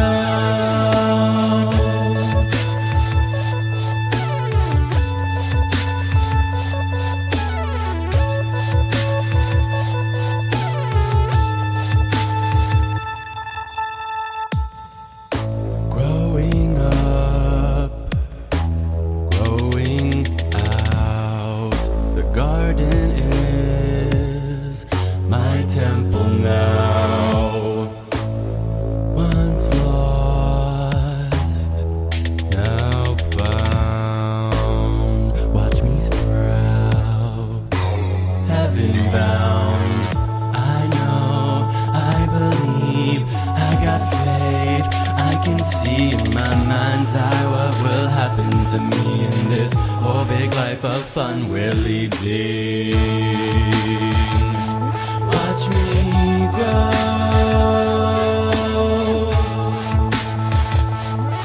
Sprout, sprout now.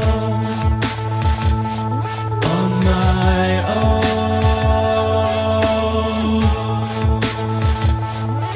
Sprout, sprout now.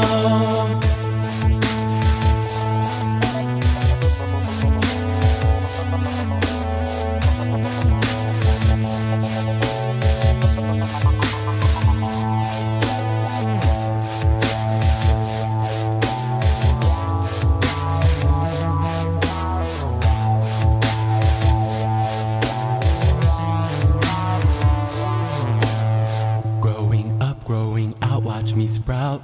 Lost now found and heaven bound. I figured out what it's about. Is feeling that fun where it begun. Stay high, good vibes. We are vibrating, making relationships truly groundbreaking. Seems intimidating, but it's yours for the taking. Once you get your feet wet, I bet it's amazing. Open heart blazing. Once you get your feet wet, I bet it's amazing.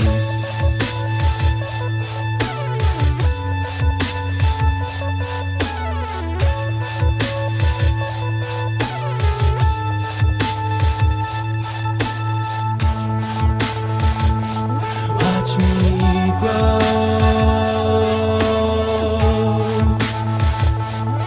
Sprout, sprout now. On my own.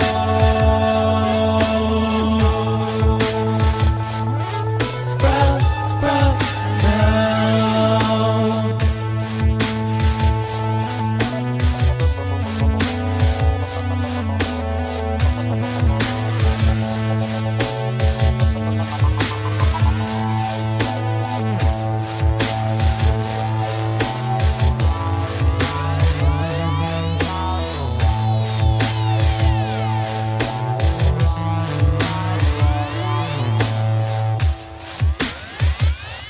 Watch me grow.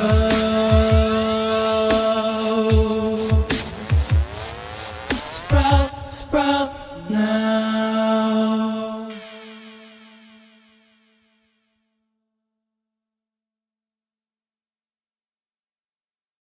Let me assert my firm belief that the only thing we have to fear is I can't sleep at night, fight never gone, never give up, always move on, always keep on. I take my head off the pillow and I flip back on the light.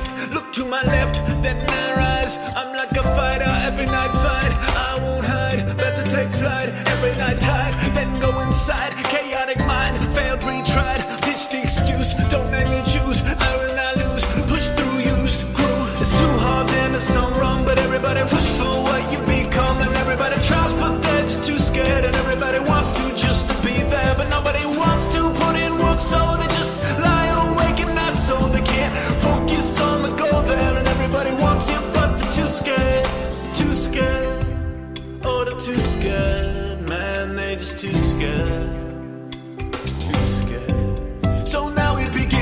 I start to win, never give in. I got too much drive and I'm playing my part. I got knocked around, dropped down, sucked and knocked down, but that just gave me a spark and then lit a fire. Even when tired, speakers and wires inspired through the pain and taking every opportunity I see. On board or you leave and I see the shocks and it's just my mind exposed. Glass house, throw stones in my home, and after that throne, I'ma go grin and know that I wasn't scared of the It's too hard and it's so wrong, but everybody push for what you become, and everybody tries, but they're just too scared, and everybody wants to just to be there, but nobody wants to put in work, so they just lie awake at night, so they can't focus on the goal there, and everybody wants it, but they're too scared, oh, they're too scared, man, they just too scared. I'm moving toward, mindful of my life, right what I work for. I'm aboard that plane, train, whatever I need to do. I'ma take that path and I hold on tight. Flying underway for your right night fight in the night ride fight. Blow in the wind, find a new friend. Forward again, never follow the trend. The deal is signed, out of my mind. Now it is real and I see on the page. This is what I work for. I can take more, never too scared. More the game. It's too hard and it's so wrong, but everybody push for what you become, and everybody tries, but they're just too scared, and everybody wants to just to be there, but nobody wants to put in work, so they just lie awake at night, so they can't focus on the goal there, and everybody wants it, but they're too scared, oh, they're too scared, man, they just too scared, too scared.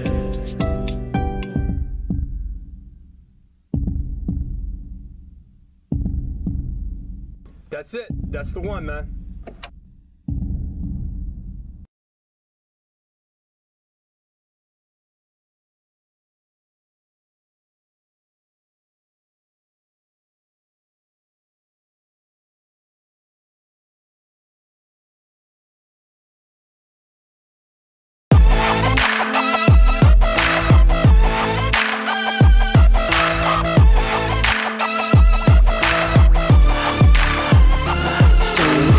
In my life that I lived in, traveled east and west looking to find what was within, taking a couple steps, wanna know the direction. If I don't search, how will I know what I was given? I feel like Santiago in the book The Alchemist, or maybe King Arthur in the midst of Babylon. It's all these mysteries Joseph Campbell talked about, the power of myth, following your bliss, come up for the rapture.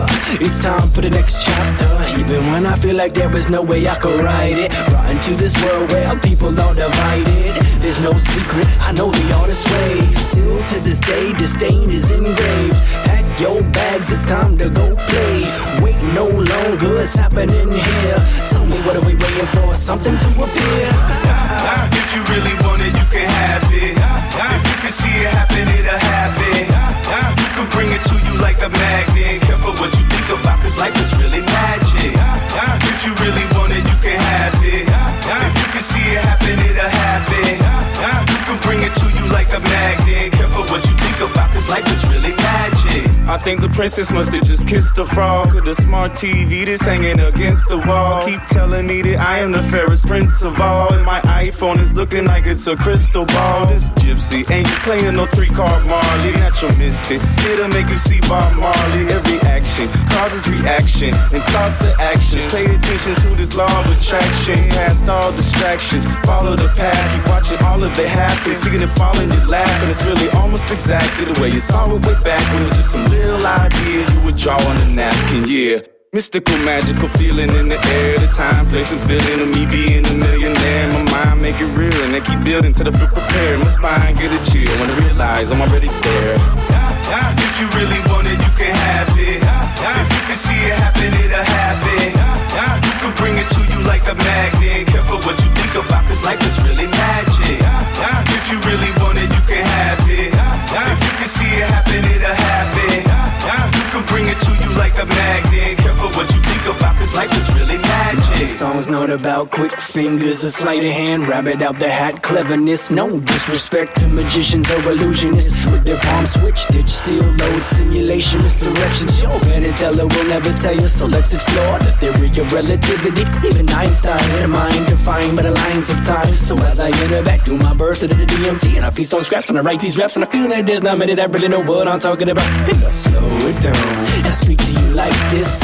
You might get that feeling, I'm a psychic.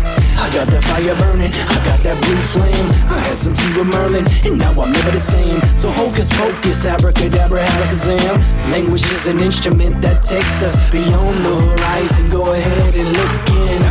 If you really want it, you can have it. If you can see it happen, it'll happen. You can bring it to you like a magnet. Careful what you think about, cause life is really magic. If you really want it, you can have it. If you can see it happen, it'll happen. You can bring it to you like a magnet. Careful what you think about, cause life is really magic. If you really want it, you can have it. If you can see it happen, it'll happen. You can bring it to you like a magnet. Careful what you think about, cause life is really magic.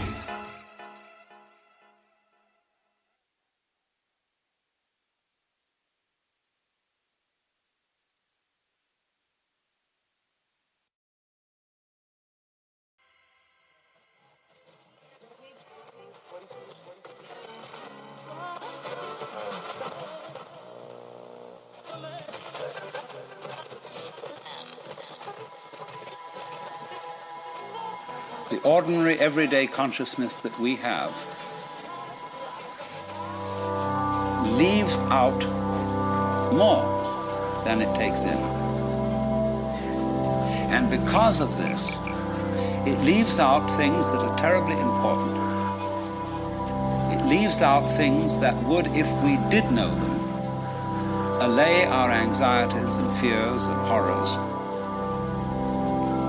And if we could extend our awareness, you see, to include those things that we leave out, we would have a deep interior peace. Because we would all know the one thing that you mustn't know, you know, according to the rules of our particular social game. The one thing you mustn't know, that's really not allowed, but is the lowdown on life. And the lowdown, on the one hand, means the real dirt on things. But the lowdown is also what is profound, what is mysterious, what is in the depths. And there's something left out. And our everyday consciousness screens this out.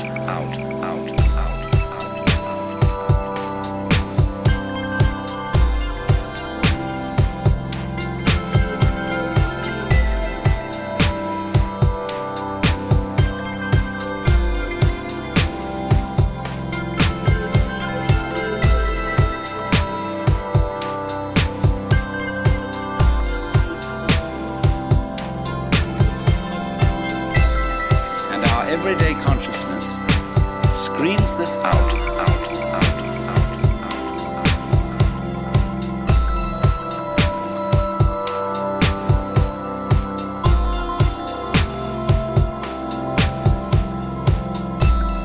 And our everyday consciousness screens this out. Now, the world is like that. Our sense organs are selective. They pick out certain things.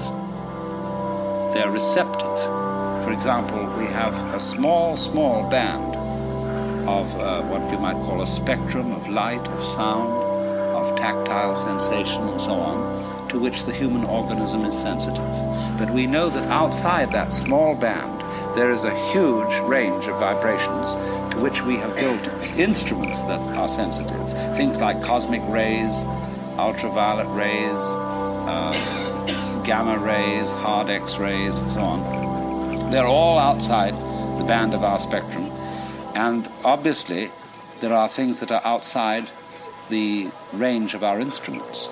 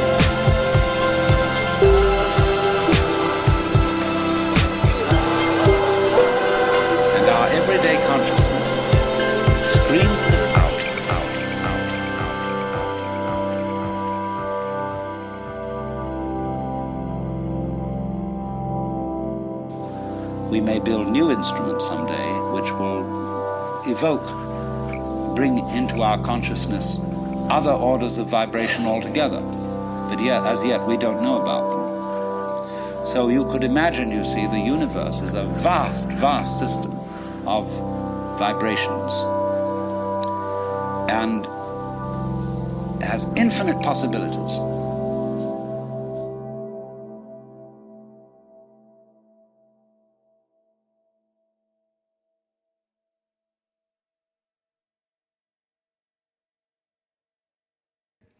You are listening. Hang on a second. Okay. Oh, excuse me. I could hear myself echoing. You are listening to Bring Me Life Radio. This next song is Ecstatic. We have about 10 more minutes into our interview with the Morning Birds. Enjoy.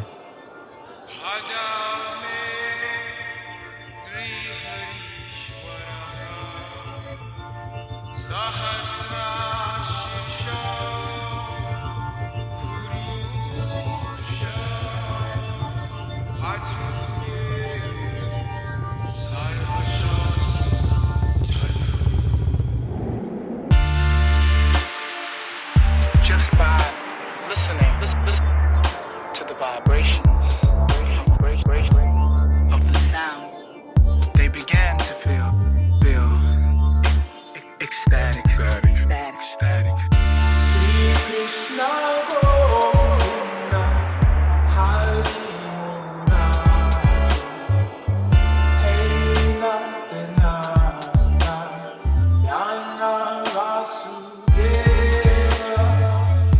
Sri Krishna Govinda Hari Murari Hey Natana Yana Vasudeva.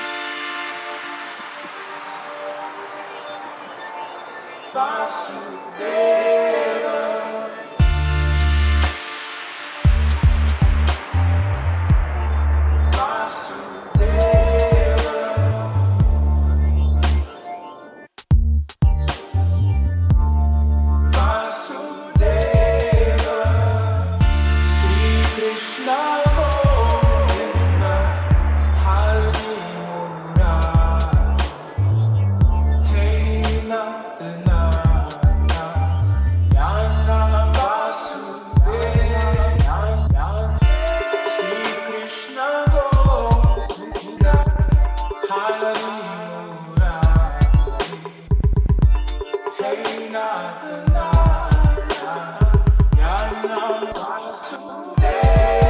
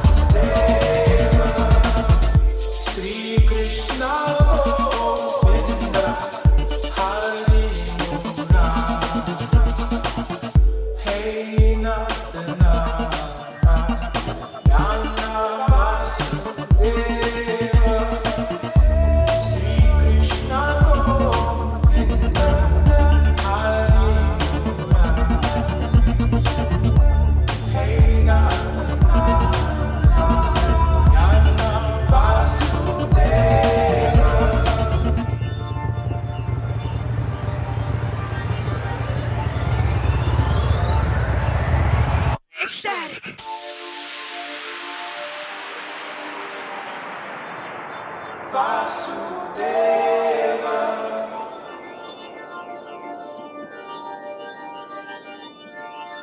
Vasudeva.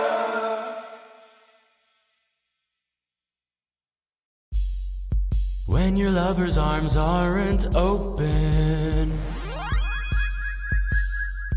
and you're finding it hard to sleep, the one you think is for you, the one you want to meet again, the one you spent some time with, might just be a friend. And I know it's heartbreaking when we find out this is true. Never know till we're all alone. Somebody else comes along and shows you the truth.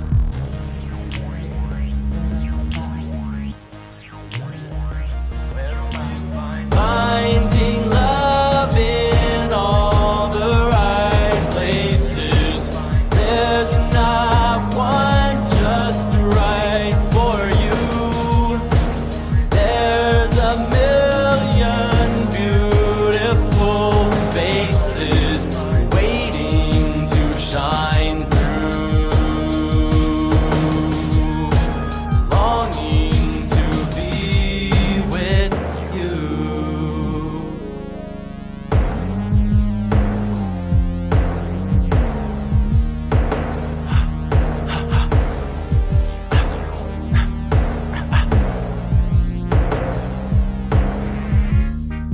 When you're wondering if it's over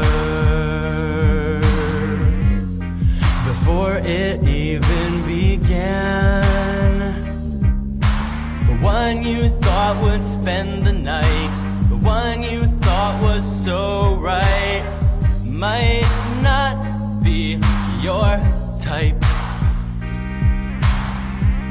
Shucks. And I know that it's draining all your energy. We never know till we're all alone. Then look inside how much we've grown. Receive your destiny. Believe in destiny. Finding love in all the right places. There's not one just right for you. There's a million beautiful faces waiting to shine through.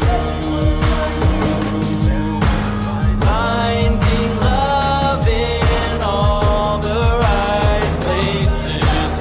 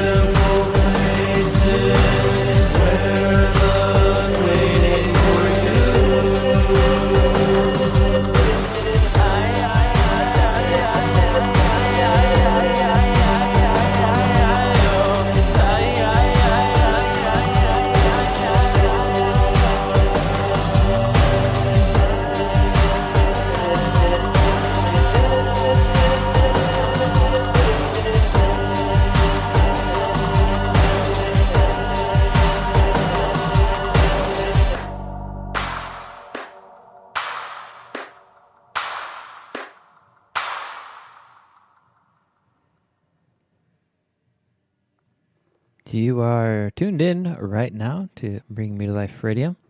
In just a moment, we're going to have the Morning Birds tuned in. And while we wait for that, I'm going to play one of their songs, the Morning Birds.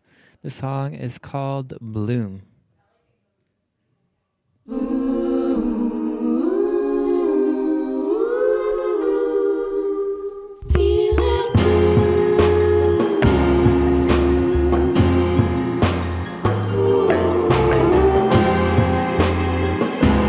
Hello, can you hear me?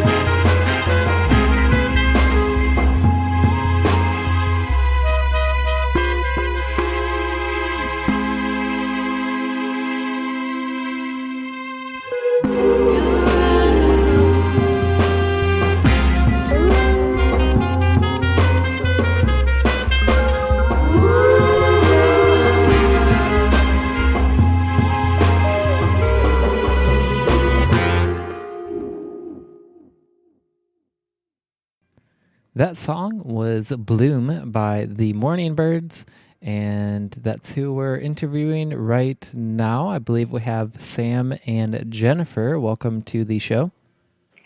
Hello. Thank you. Hi. Happy to be here. Yeah, glad you are here. So before we get into the interview, could you tell us a little bit about the song that everybody just heard, Bloom? Sure. That was probably the most recent release, Morning Birds release, and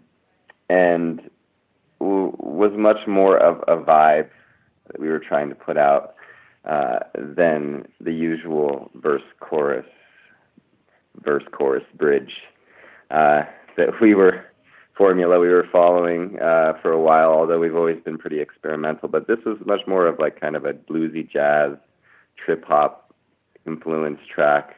I think we recorded the drums, got that drum loop going first, and then kind of improvised some of the guitar lines, and then started layering strings and then the horns, and a lot of it is live instrumentation, but we spent a lot of time kind of mixing it around and throwing stuff at the canvas and seeing what stuck.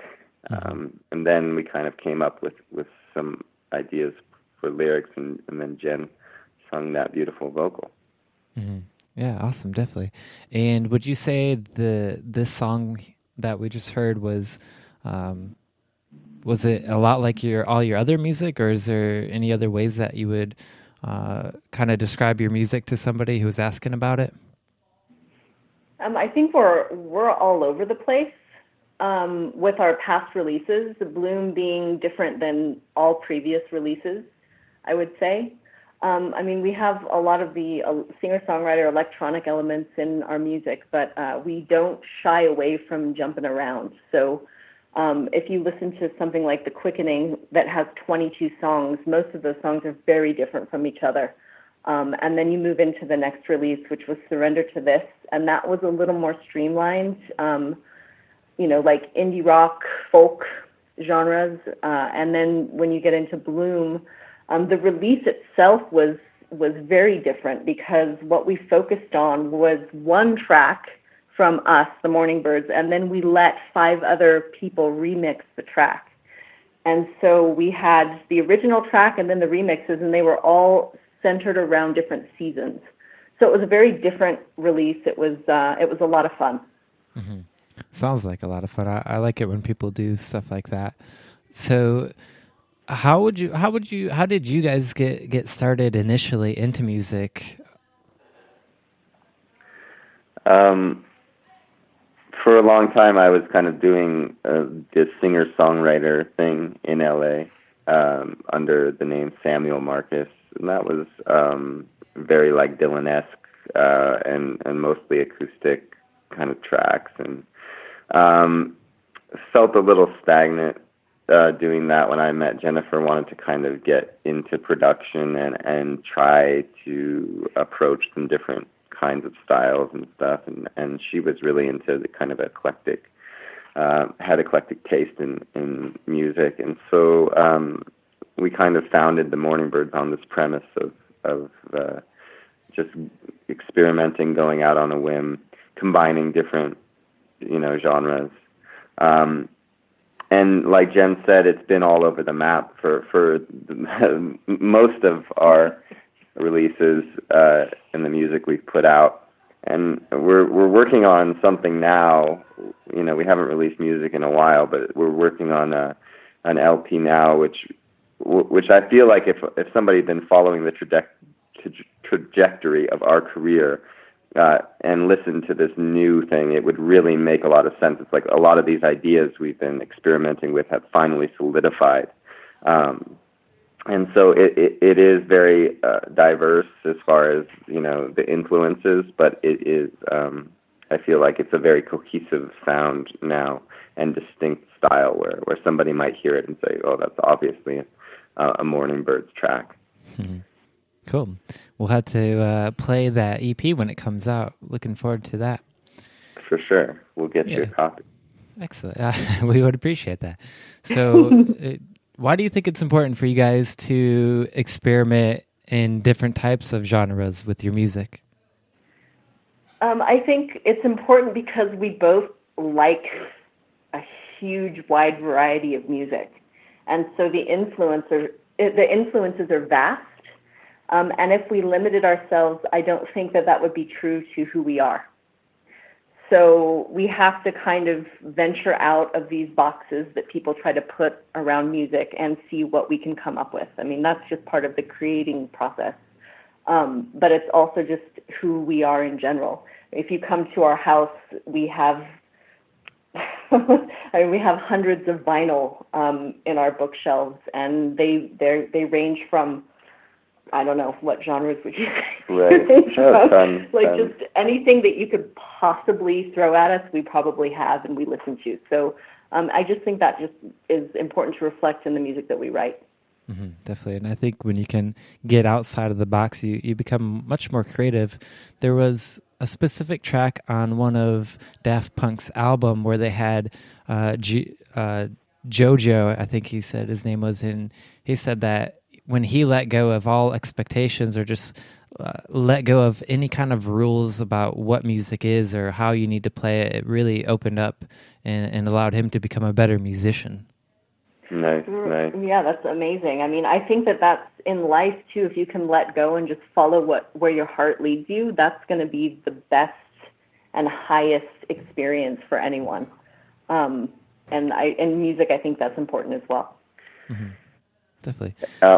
When I was a kid, I remember, the first kind of music I gravitated towards was like soundtracks to movies, and I think it was because it was so out of the box. Usually, it would be like music from and inspired by, and it would be this mix of like all these different artists, as well as orchestral music and instrumental, and so it wouldn't be such a like this artist conveying this type of sound, and here's the 3-minute song, and then here this is the single, and so I think that's kind of that cinematic quality is what we've always kind of gone after in our music. Excellent. Well, would you like to introduce your song "Bring Us to Life"? Certainly. This is actually, I think, a song we wrote on spec for a film or a commercial. It was done, I think, in a day. Yeah. We wrote it and recorded it and mixed it and did everything in one day. Wow. Because we were on a deadline. Yeah. So yeah, but I think it turned out amazing. It's a great song, and I like what it's saying. So it's awesome that you like it and you're going to share it with your listeners. Yeah, definitely.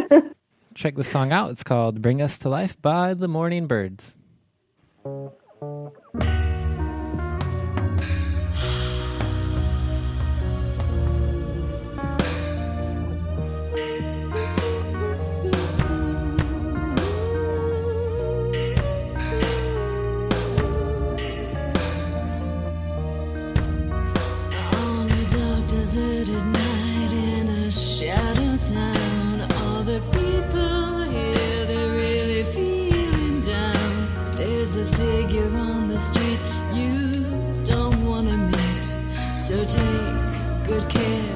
Till day comes round to bring us to life, to turn on the light. Don't you know that freedom's inside, even if it's just for one night? Let it be said, let it be done.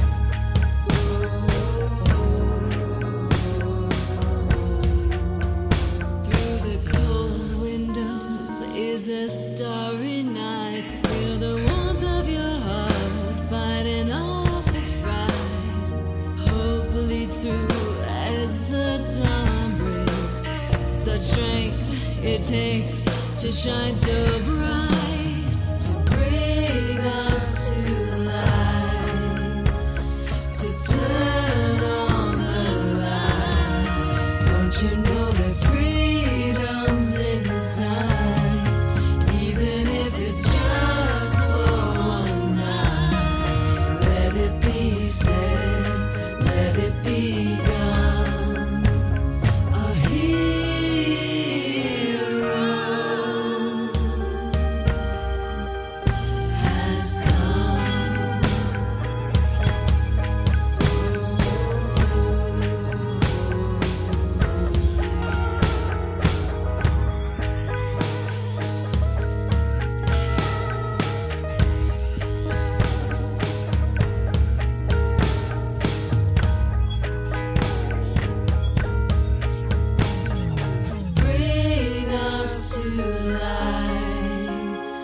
to turn on the light. Don't you know that freedom's inside, even if it's just for one night?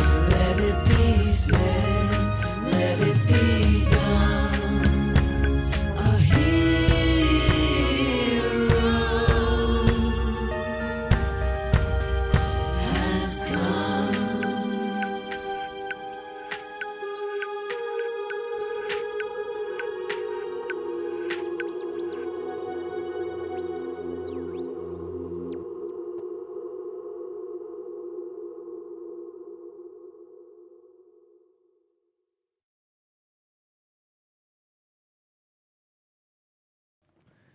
That was Bring Us to Life by the Morning Birds. Super, super grateful to have you guys here on the radio with us. Happy to be Yeah, here. happy to be here for sure. Awesome. So why do you think it's important for you to express yourself through the music? Music is such, an immediate art form, like Bob Marley said, when it hits you, you feel no pain. So I think, we have other interests, from film and visual art, and all of those have some kind of immediacy, but it's a very accessible format, I feel like, to convey a message. Basically, once you can lock in the theme of the song, and you can, put the right vibe, the right chorus, the right chords and everything together. It's a very fluid way to translate ideas, and it's also a format that spreads very quickly nowadays with everything going on, SoundCloud and streamable services and everything. So as far as music, I feel like it's the immediacy to the art form. Mm-hmm. I totally agree with that. And music is definitely the language of the universe, I believe. Definitely. Everybody, just it's so easy to connect with music, and a lot of times when, say, like, we'll go to a show and there's people playing music, and then there's people dancing. It's just like a whole moment of unity, I believe, with everybody who's taken part in that moment. Absolutely. Yeah. It's all vibration, and sound is just a really powerful way to express, not only through words, but through an intuitive part of the soul. Does that make sense? Like expressing vibratory relationship to what you're trying to convey through the lyrics. And I think that's why I was trained in classical music, and I really like classical music because there aren't any lyrics to impede what is coming through the actual instrumentation. Mm-hmm. Have you heard of the two cellos? No. They're a big cello duo on YouTube, and they play some classical, and then some they get really into it, and they start playing like heavy metal music with it. Right. I think I've seen that. It's two guys. Is that... Yeah. Yes, I know what you're talking about. I was just curious. Speaking of the soul, so would you guys say that your music influences your spirituality, or maybe your spirituality influences your music? Yeah, I think that our spirituality influences the music. I think that when we're writing together, we're focusing on expressing things that are coming from our heart, through experience, through meditation, through whatever means it comes, and trying to convey those in a way that people can understand. I think that's the primary motivation in what we're doing with the Morning Birds, for sure. Awesome. I love it when people just have a really pure intention with their music, and I think people can feel that too. Definitely.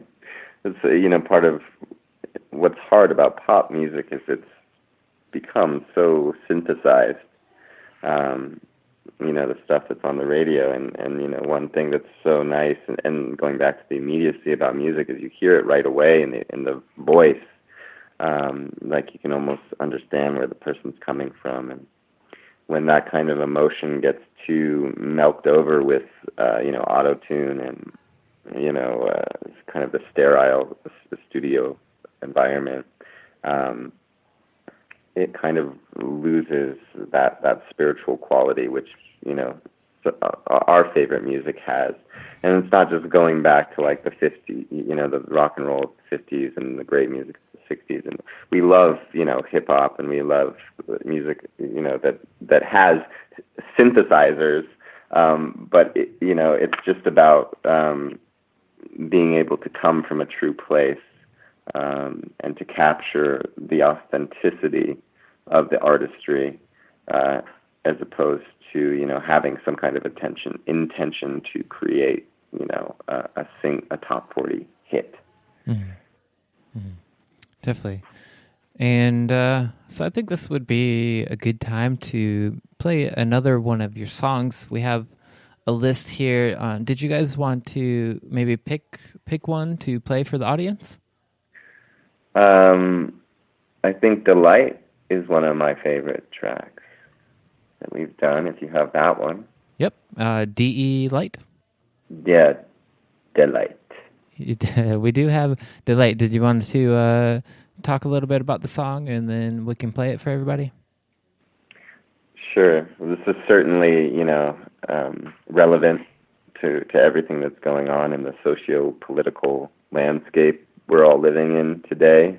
It's kind of like a call to arms, not, weapons, but the joining of positivity and peace and love, and also, being awakened not only as far as spiritual enlightenment, but to what, the masters, the teachings that have been brought forth in the past, and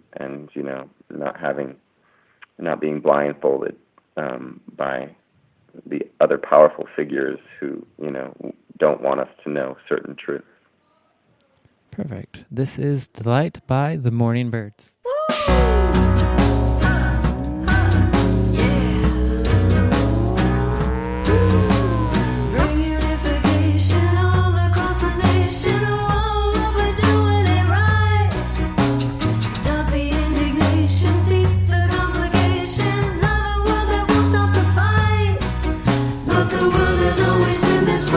Well, that's what people say. Someone's gotta make the first move. They say that we should go within. Oh, how do we begin? No one's shown us what to do. All of the contenders have their own agendas. No one's working for the whole. All this separation, lack communication. They're not speaking from their souls. So who is gonna lead the way into a brighter day? Which direction do we turn? The destruction of the world we're in, it keeps us worrying. How are we ever gonna learn? Delight, delight, delight, delight, delight, delight,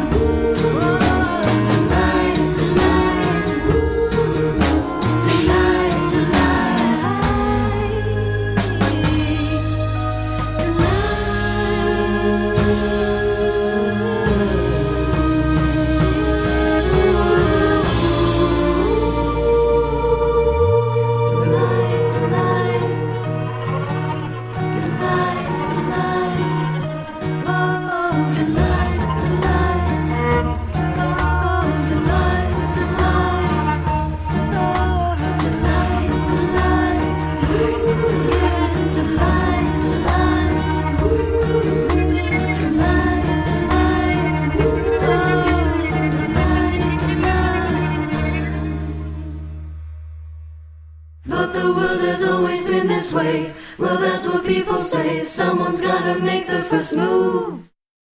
They say that we should go within. Oh, how do we begin? No one's shown us what to do. Only you. That was Delight by the Morning Birds. Welcome back to the broadcast. Oh, so happy to be here. Thank you for having us. Definitely. I really enjoy this, and it's actually the first time that I've had two people on the call, but you guys work very well together. Well, thank you. We spend 24 hours together. Every day. 24/7. And working together and making music, being creative. So we've had to find a symbiosis. Yeah, cool. I mean, do you think is there any kind of difficulty in playing with somebody who you're around all the time? Certainly. But I think, I'm really of the mindset that, if you have somebody who, is a good partner who may challenge certain ideas, who isn't like a yes person all the time, which Jen certainly isn't. It makes for a better, final product, because usually you can kind of hash it out and come to an agreement that really services the song, in this case, making it better than, one person's idea could have made it. Mm-hmm. Yeah. So say beyond just being with a partner, what other difficulties or challenges do you guys have as musicians? Well, we have a 6-year-old son, and he's an amazing guy, but he really likes to be in the mix. And so, something like creating music with him around, will probably become a very, very fun pastime for us. But, when you're 6 years old, you can't quite grasp all the nuances and have the patience and stuff like that to record things properly, although we do have fun messing around. But that definitely is an obstacle. If we wanted to record a song, he would want to be involved, and that is something that we look forward to, but just at the moment is not conducive to getting the Morning Birds new album done. And then we also are entrepreneurs like yourself and run a full-time business called Working Brilliantly, and it's centered on music marketing, publicity, production, and we have a roster of really talented artists who we basically package and present to press in a really compelling way, and so that takes the majority of our energy these days. We've been running the business for almost a decade now, and it's getting to a place where we have employees and stuff, and we're able to step back a little bit to focus on our own creative work. Not that the business isn't creative, it certainly is, but it's the logistical aspects of being a publicist take so much energy and focus, and so that is a pretty intense thing to juggle, business with being an artist. Right. I totally understand. I have, I know a lot of people who struggle with that. And just actually yesterday we interviewed Drew Foria, who said the same thing. He's a wonderful musician, but he just really is struggling with the business side of that. I think a lot of artists do, especially if they're, want to do it full time, and the publicity to do it correctly is really a full-time job, more than a full-time job. Mm-hmm. And just staying on top of the ebb and flow of, the journalists, even the major journalists are moving around from all the major outlets, and it's a constant, it's just like one person's full-time job to keep track of where everything's at, as far as the industry, because it seems like it's in a constant state of flux. Right. So yeah, a lot of artists, come to us because, we have cultivated these personal connections with journalists, and we have found it really effective ways to orchestrate releasing material, releasing an album, getting proper exclusives and building momentum through the release date, and all these kind of things that don't really, certainly weren't in our, mind when we were first releasing music, and has, there's quite a learning curve there. And so we happily step in to help if needed. That's awesome. Yeah, no, if artists and musicians can just focus on their art and creating, and have somebody else help them and assist them with the business side, I think it will really just, encourage them to continue to do it. What inspired you guys to start working brilliantly?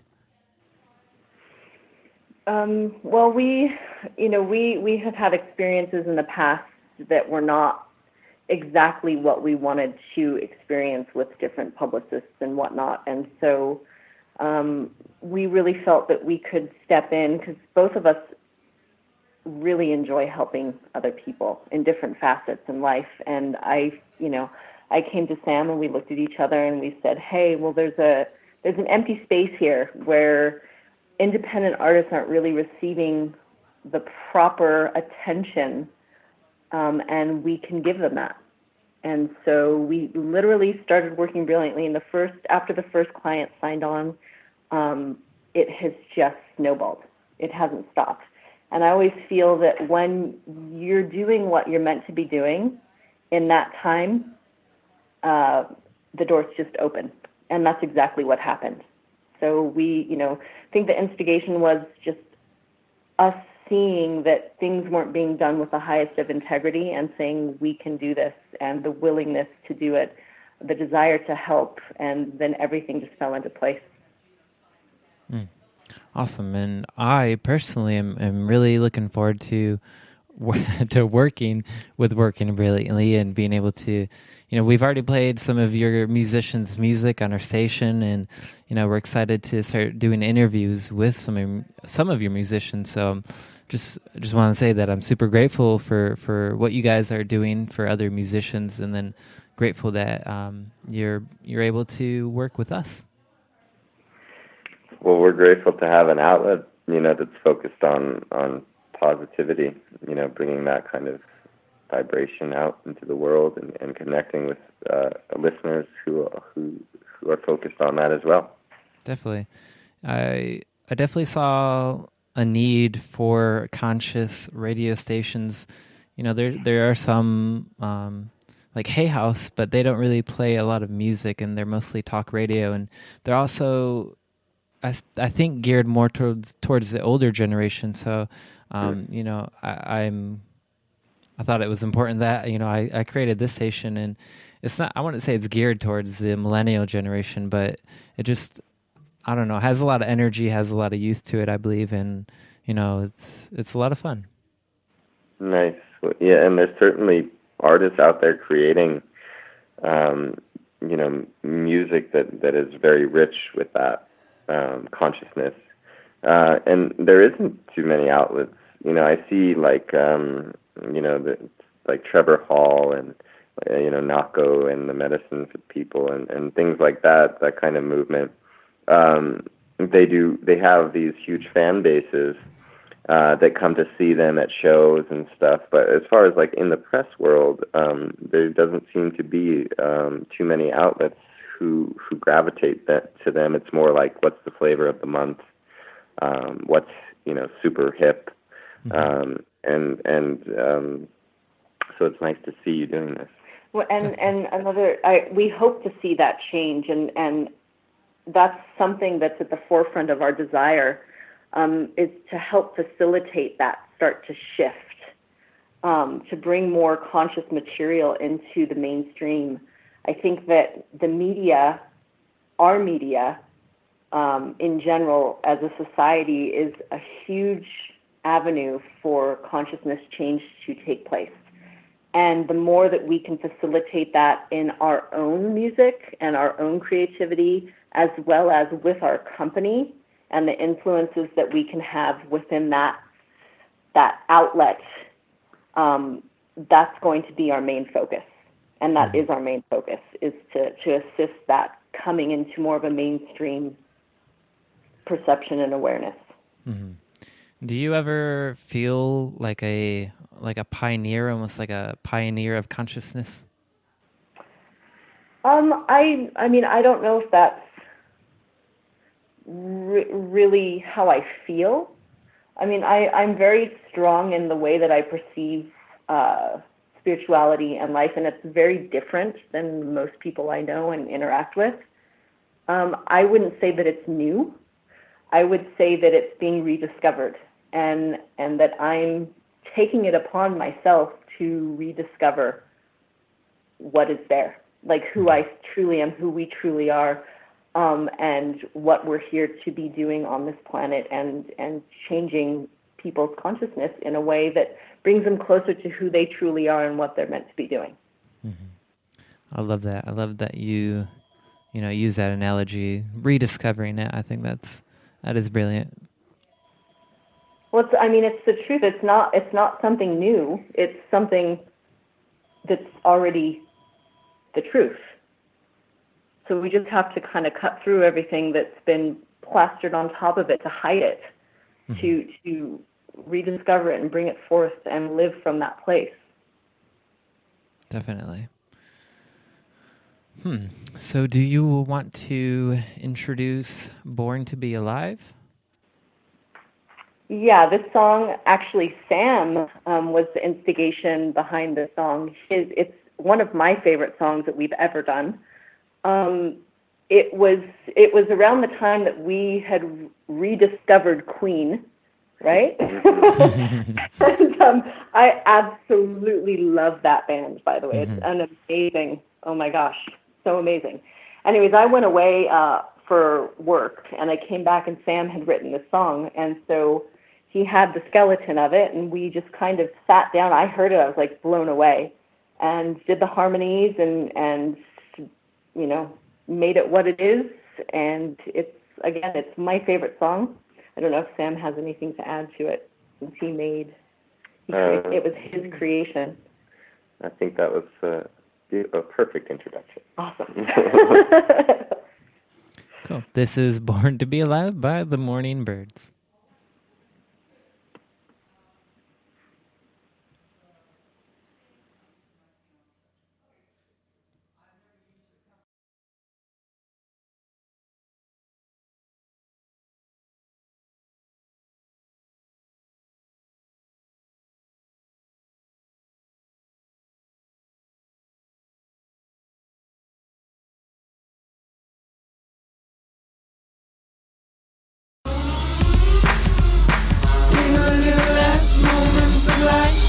I got my top down, driving through the suburbs. I hope you wanna come riding with me.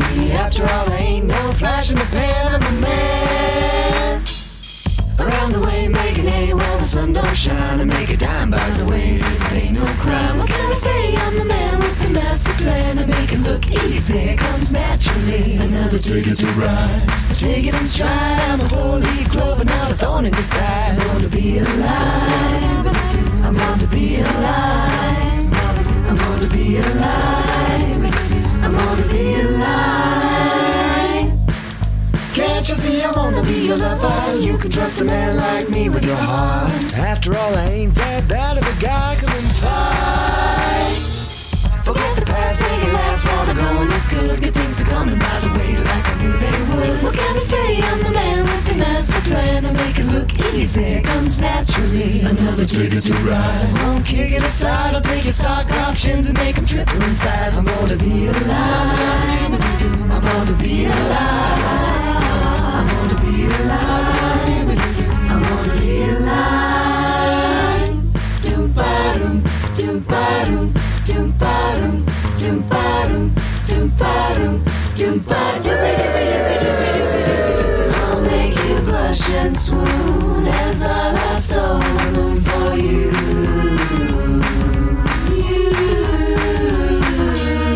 A sultry summer's night, dinner by candlelight for two.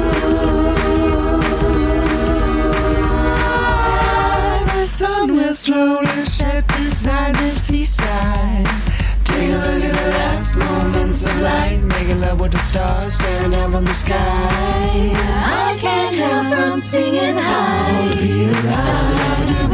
I want to be alive. I want to be alive. I want to be alive. Step outside. I want to be alive. I want to be alive. I want to be alive. I want to be alive. I want to be alive. I want to be alive.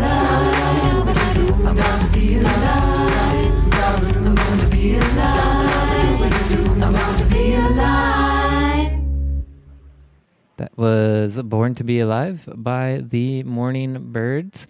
Super grateful to have you guys on here right now on Bring Me to Life Radio. Most definitely.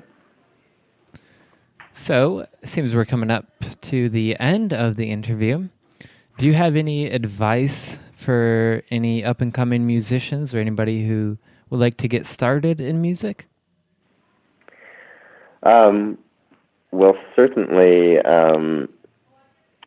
as far as the business goes, I I would recommend getting in touch with us at Working Brilliantly to get your release, the kind of exposure it deserves. If you can look at our website and see the kind of artists we're working with currently. But as far as a personal note about starting in music, I think it's really important to not follow trends, to really find the why you gravitate towards making music, and bring that kind of originality forth, as opposed to hunting after capturing somebody else's success. You see that just all too often these days, where something becomes big, some kind of effect or drop or whatever it is, and then everybody starts to mimic it and use it, and that goes on until somebody completely new with their own solidified artistic vision breaks through. So my advice would be to kind of cultivate your own creativity, and feed yourself. Obviously whatever inspires you, but don't deliberately try to be influenced by other people's style. Mm-hmm. Do you have anything to add, Jennifer? No, I think that that's good what Sam said, but I also want to say meditating is extremely important for everybody to undertake.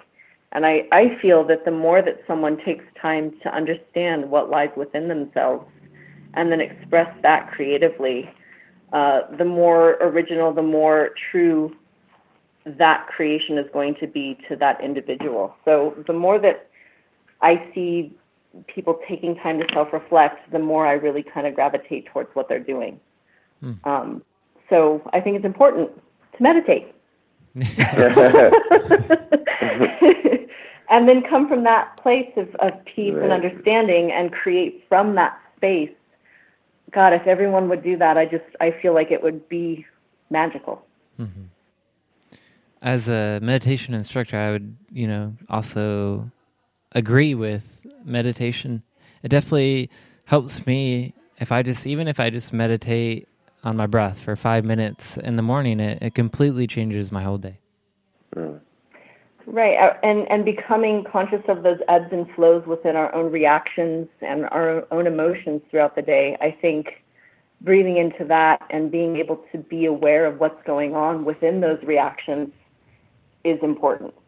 Mm-hmm. And I'm not just saying that from a creation standpoint. I'm talking about life creation. I think it's extremely important in today's world for people to start implementing those things into their everyday experiences and to teach our children a way to utilize those tools so they can become clear channels and change the world rapidly so we can be living in a better place. Mm-hmm. Totally agree. So what are the rest of your plans for this year? Well, we're going to Hawaii on vacation. Nice. That's always a good thing. It's one of our first vacations as a family in 3 or 4 years, so we're looking forward to that. But after we get back from the vacation, I think we're going to just jump right into starting to record the next album, which is called One Lonely Thunder. And hopefully that will be releasing at the end of this year. Is that the EP you were talking about earlier? Yeah, it's actually an LP. It's going to be about 13 songs, and hopefully we'll be able to release it on vinyl as well. Okay, and it's probably our first, official release in 5 or 6 years. Yeah, maybe even longer. Because we've been we released Bloom as an EP, and then Surrender Spiff was an EP. So yeah, most of the stuff that we've been releasing have been EPs and singles. So yeah, it's a big undertaking. We're really excited about it. The music we think is pretty amazing, and yeah, I look forward to it. Cool. Just real quick, what does LP stand for? Long play. Like a long playing record. Oh, cool. Okay. So it's like an EP is usually like 5 songs, 6 songs max, and an LP is upwards of like 13, 14. Cool. So it's kind of like the standard, LP vinyl with 2 sides that have 5 songs each. Brilliant. Love it. Okay. So were there any other plans that you had? Other plans? I think we're kind of developing the production side of Working Brilliantly. We've done, a music video for this great artist, Eli Raybon, and that was premiered on LA Buzz Bands and is in contention for this film festival that's at the end of this month. And we're actually going to probably do another music video for him. And we have a couple in development for our work, and we also have a short film that we'd like to get moving on, and eventually a feature film. I'm not sure how feasible it is to get those done this year, but working towards that goal. Perfect. So, where can people find more information about you and Working Brilliantly and your music? You can find us at themorningbirds.com. We're also on Instagram, Facebook, and Twitter, The Morning Birds. Working Brilliantly, you can find at workingbrilliantly.com, and on Twitter, we're WB Artists, and Instagram is Working Brilliantly. And I believe The Morning Birds, you can find our music videos on YouTube, and you can just search The Morning Birds and they will pop up. And yeah. We're in a beautiful place called Idlewild. If you're in Southern California and you've never been, I highly recommend it. It's an amazing place. Yeah. Excellent. Our production stuff goes under the banner Marcus Thorrington. It's both of our last names combined. So like our video, our filmmaking work is at Marcus, Markus, Thorrington. That's THORINGTON.com. Excellent. And there's just one more quick thing that I would like to have you guys do, and then we'll play the final song for everybody. Usually, when I interview a musician, I like it when they say, "This is blah blah from blah," and you're listening to Bring Me to Life Radio. So for you two, could you each take a turn and say your name of the Morning Birds, and you're listening to Bring Me to Life Radio. This is Jennifer Thorrington of the Morning Birds, and you're listening to Bring Me to Life Radio. This is Sam from the Morning Birds, and you're listening to Brim. Let me try that again. Yeah, go. Should I do my full name? I guess it doesn't matter. Yeah, it doesn't matter. Okay, this is Sam from the Morning Birds, and you're listening to Bring Me to Life Radio. Awesome. Thank you guys so much. Thanks for being here. Absolutely. It was our pleasure. Thank you for taking the time, and hopefully we can do this again when the new album's out. Oh, yes, please let me know when that comes out, and we'll definitely make sure to get you guys back on. Awesome. Cool. So go ahead and, yeah, you're welcome. Definitely. Always my pleasure. Go ahead and introduce the last song for everybody, if you would. I have Oh Seed of Life. This is one of the very first songs we wrote and recorded as the Morning Birds, coming from the kind of Dylan influence definitely here, which was strong. I think it is also kind of has a Leonard Cohen touch there. So yeah, I hope you enjoy.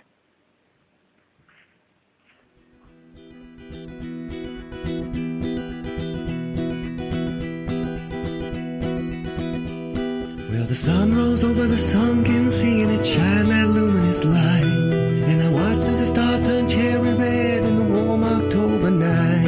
I looked ahead, shook my head, I almost had forgotten. We were miles apart, through the dark, heard your voice a-talking. You said I feel you in my bones. And the seed of life is sown in every key, every overtone, even in the darkness in between. The light can be seen.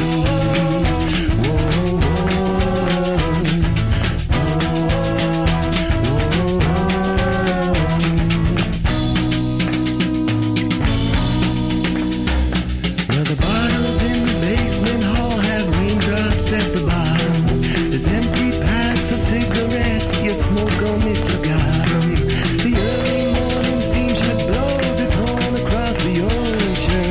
You're not with me now, but somehow my heart's filled with devotion. I feel you in my bones. And the seed of life is sown in every key, every overtone, even in the darkness in between. You like to be seen.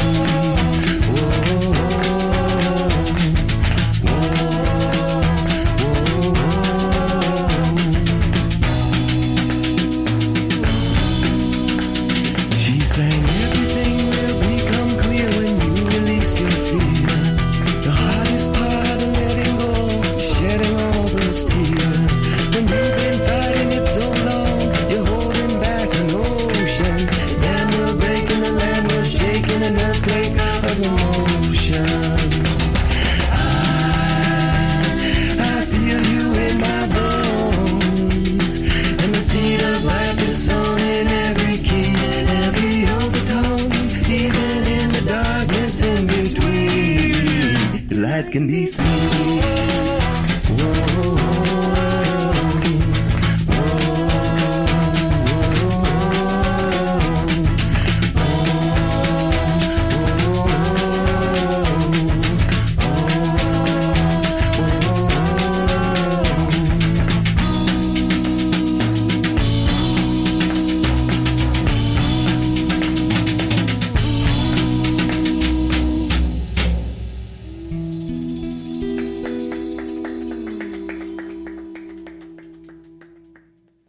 That was Seed of Life by the Morning Birds.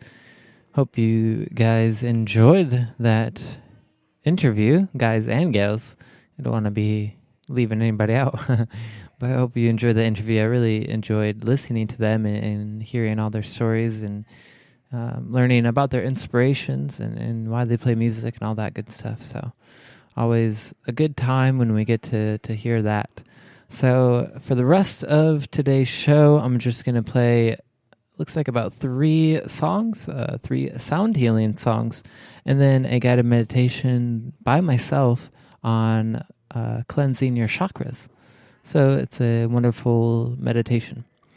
Thanks everybody for tuning in here to Bring Me to Life Radio. This next song that I'm going to play is a sound healing song, and it's by Paradiso and Rasamayi called Genesis.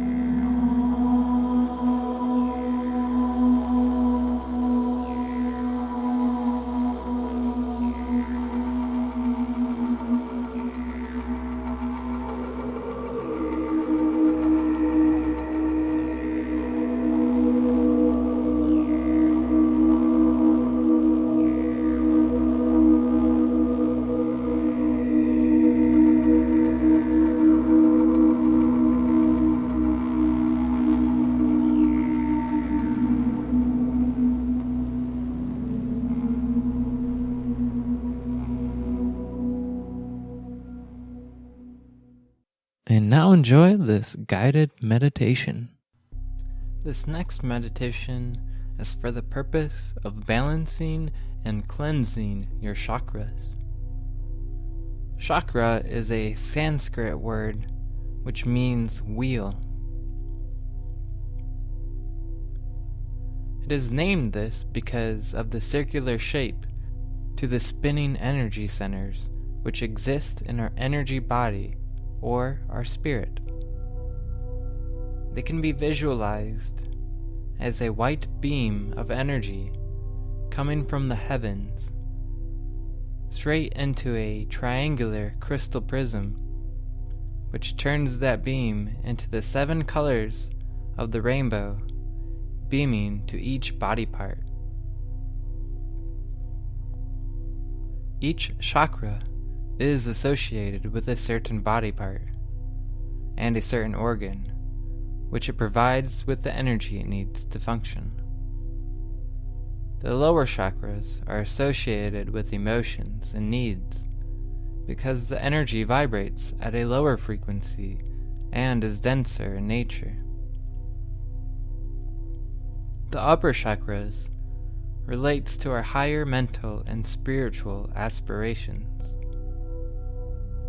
Balancing our chakras allows us to maintain balance and harmony on the physical, mental, and spiritual level. So for this meditation, you would be the most comfortable lying down. But again, you may also sit in a meditation pose if you are more comfortable with that.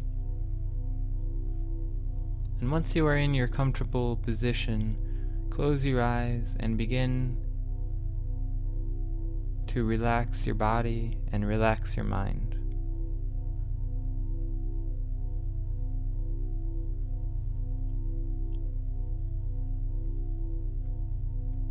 And our first chakra is going to be the root chakra. This chakra is located at the base of your spine.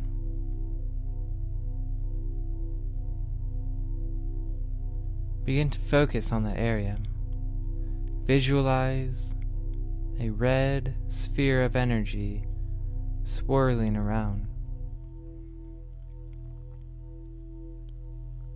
The root chakra is associated with the note C, and it is 256 Hertz frequency.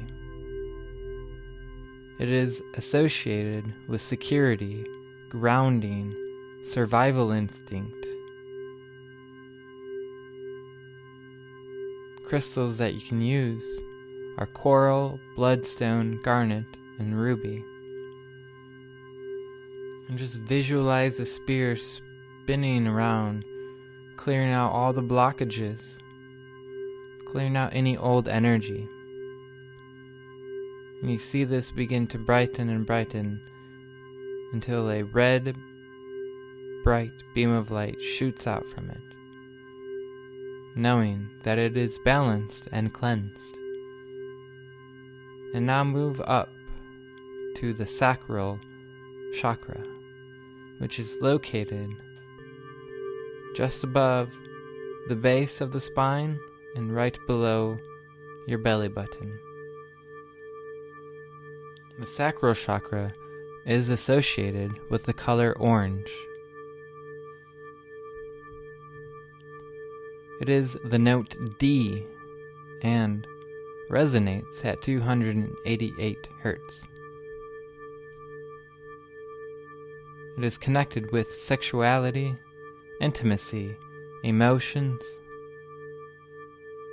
Crystals you can use with it are aventurine, ruby, carnelian, and citrine. So visualize in this center an orange sphere spinning, clearing and cleansing your sacral chakra. And it becomes brighter and brighter until an orange beam shoots out, knowing that it is cleansed and cleared. And now move up to below the heart and right above the button. This is the solar plexus chakra. The solar plexus is associated with the color yellow, and its note is E. It resonates at the 320 hertz level.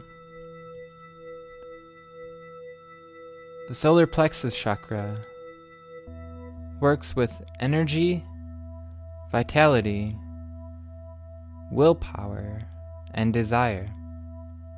Crystals you can use with it are citrine, calcite, and topaz.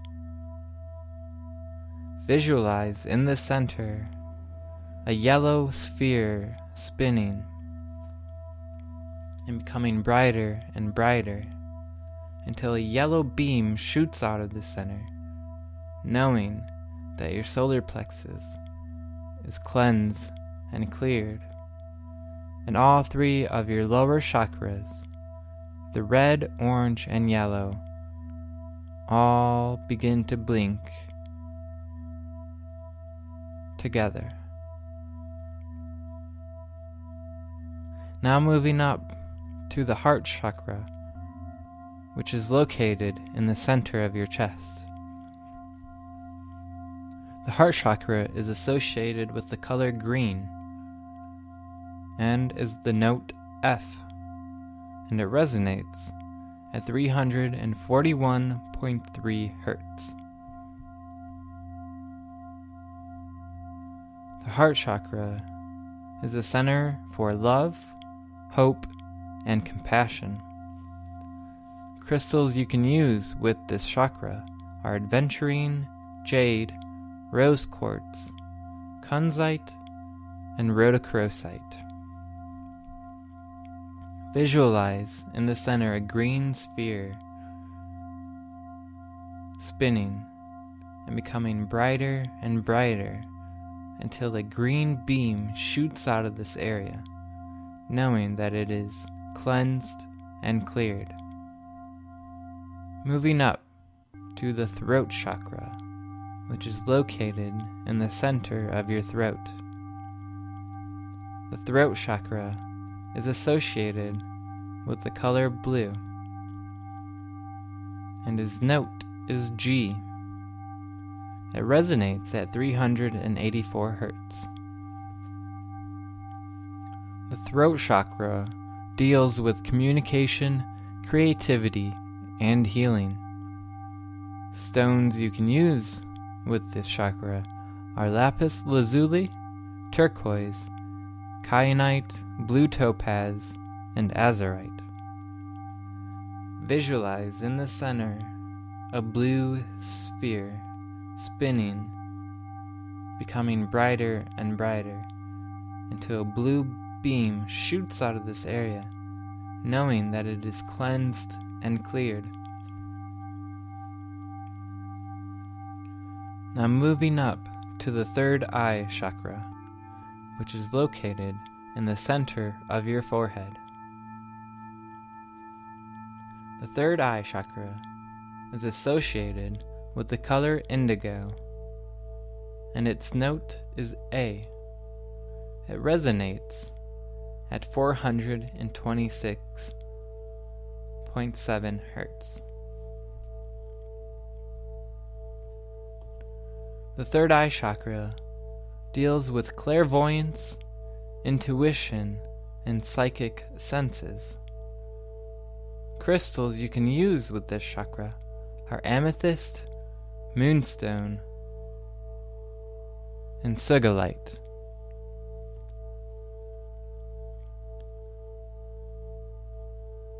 So in this center, visualize an indigo sphere spinning, becoming brighter and brighter until a bright indigo beam of light shoots out of this area, knowing that it is cleansed and cleared. And now you see your heart chakra, throat chakra, and third eye chakra, green, blue, and indigo, lighting up together. And now moving up to the crown chakra, which is located at the very top of your head. The crown chakra is associated with the color violet, and its note is B. It resonates at 480 hertz.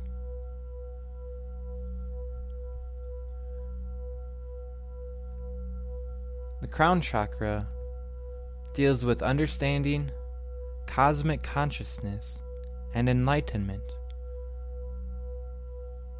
Crystals you can use with the chakra are white jade, diamond, Kramer diamond, and clear quartz.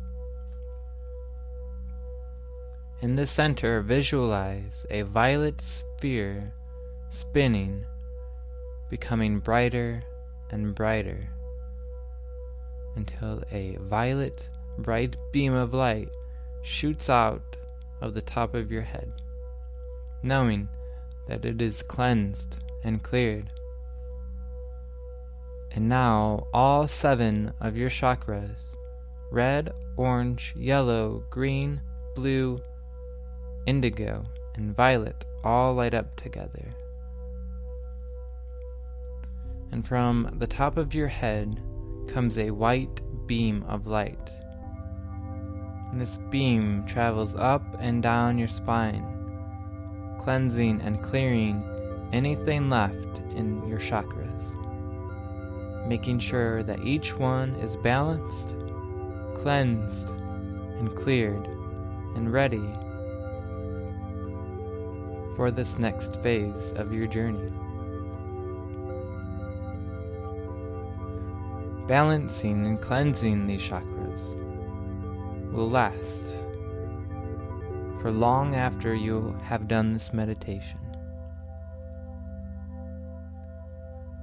You will now be able to experience true happiness, true compassion,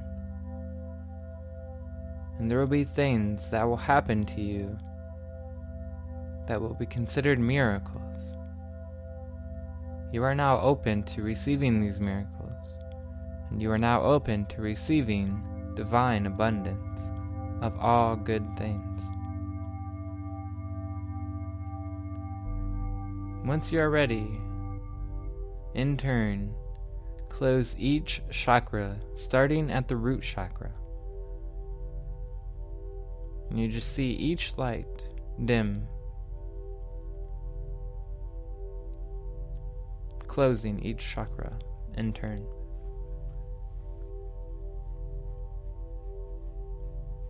Once these chakras are all closed again, you may begin to wiggle your fingers, wiggle your toes, and open your eyes. Thank you for taking part in this and sharing your exercise with me. The benefits of this meditation will last you for long after you have gotten up. Namaste.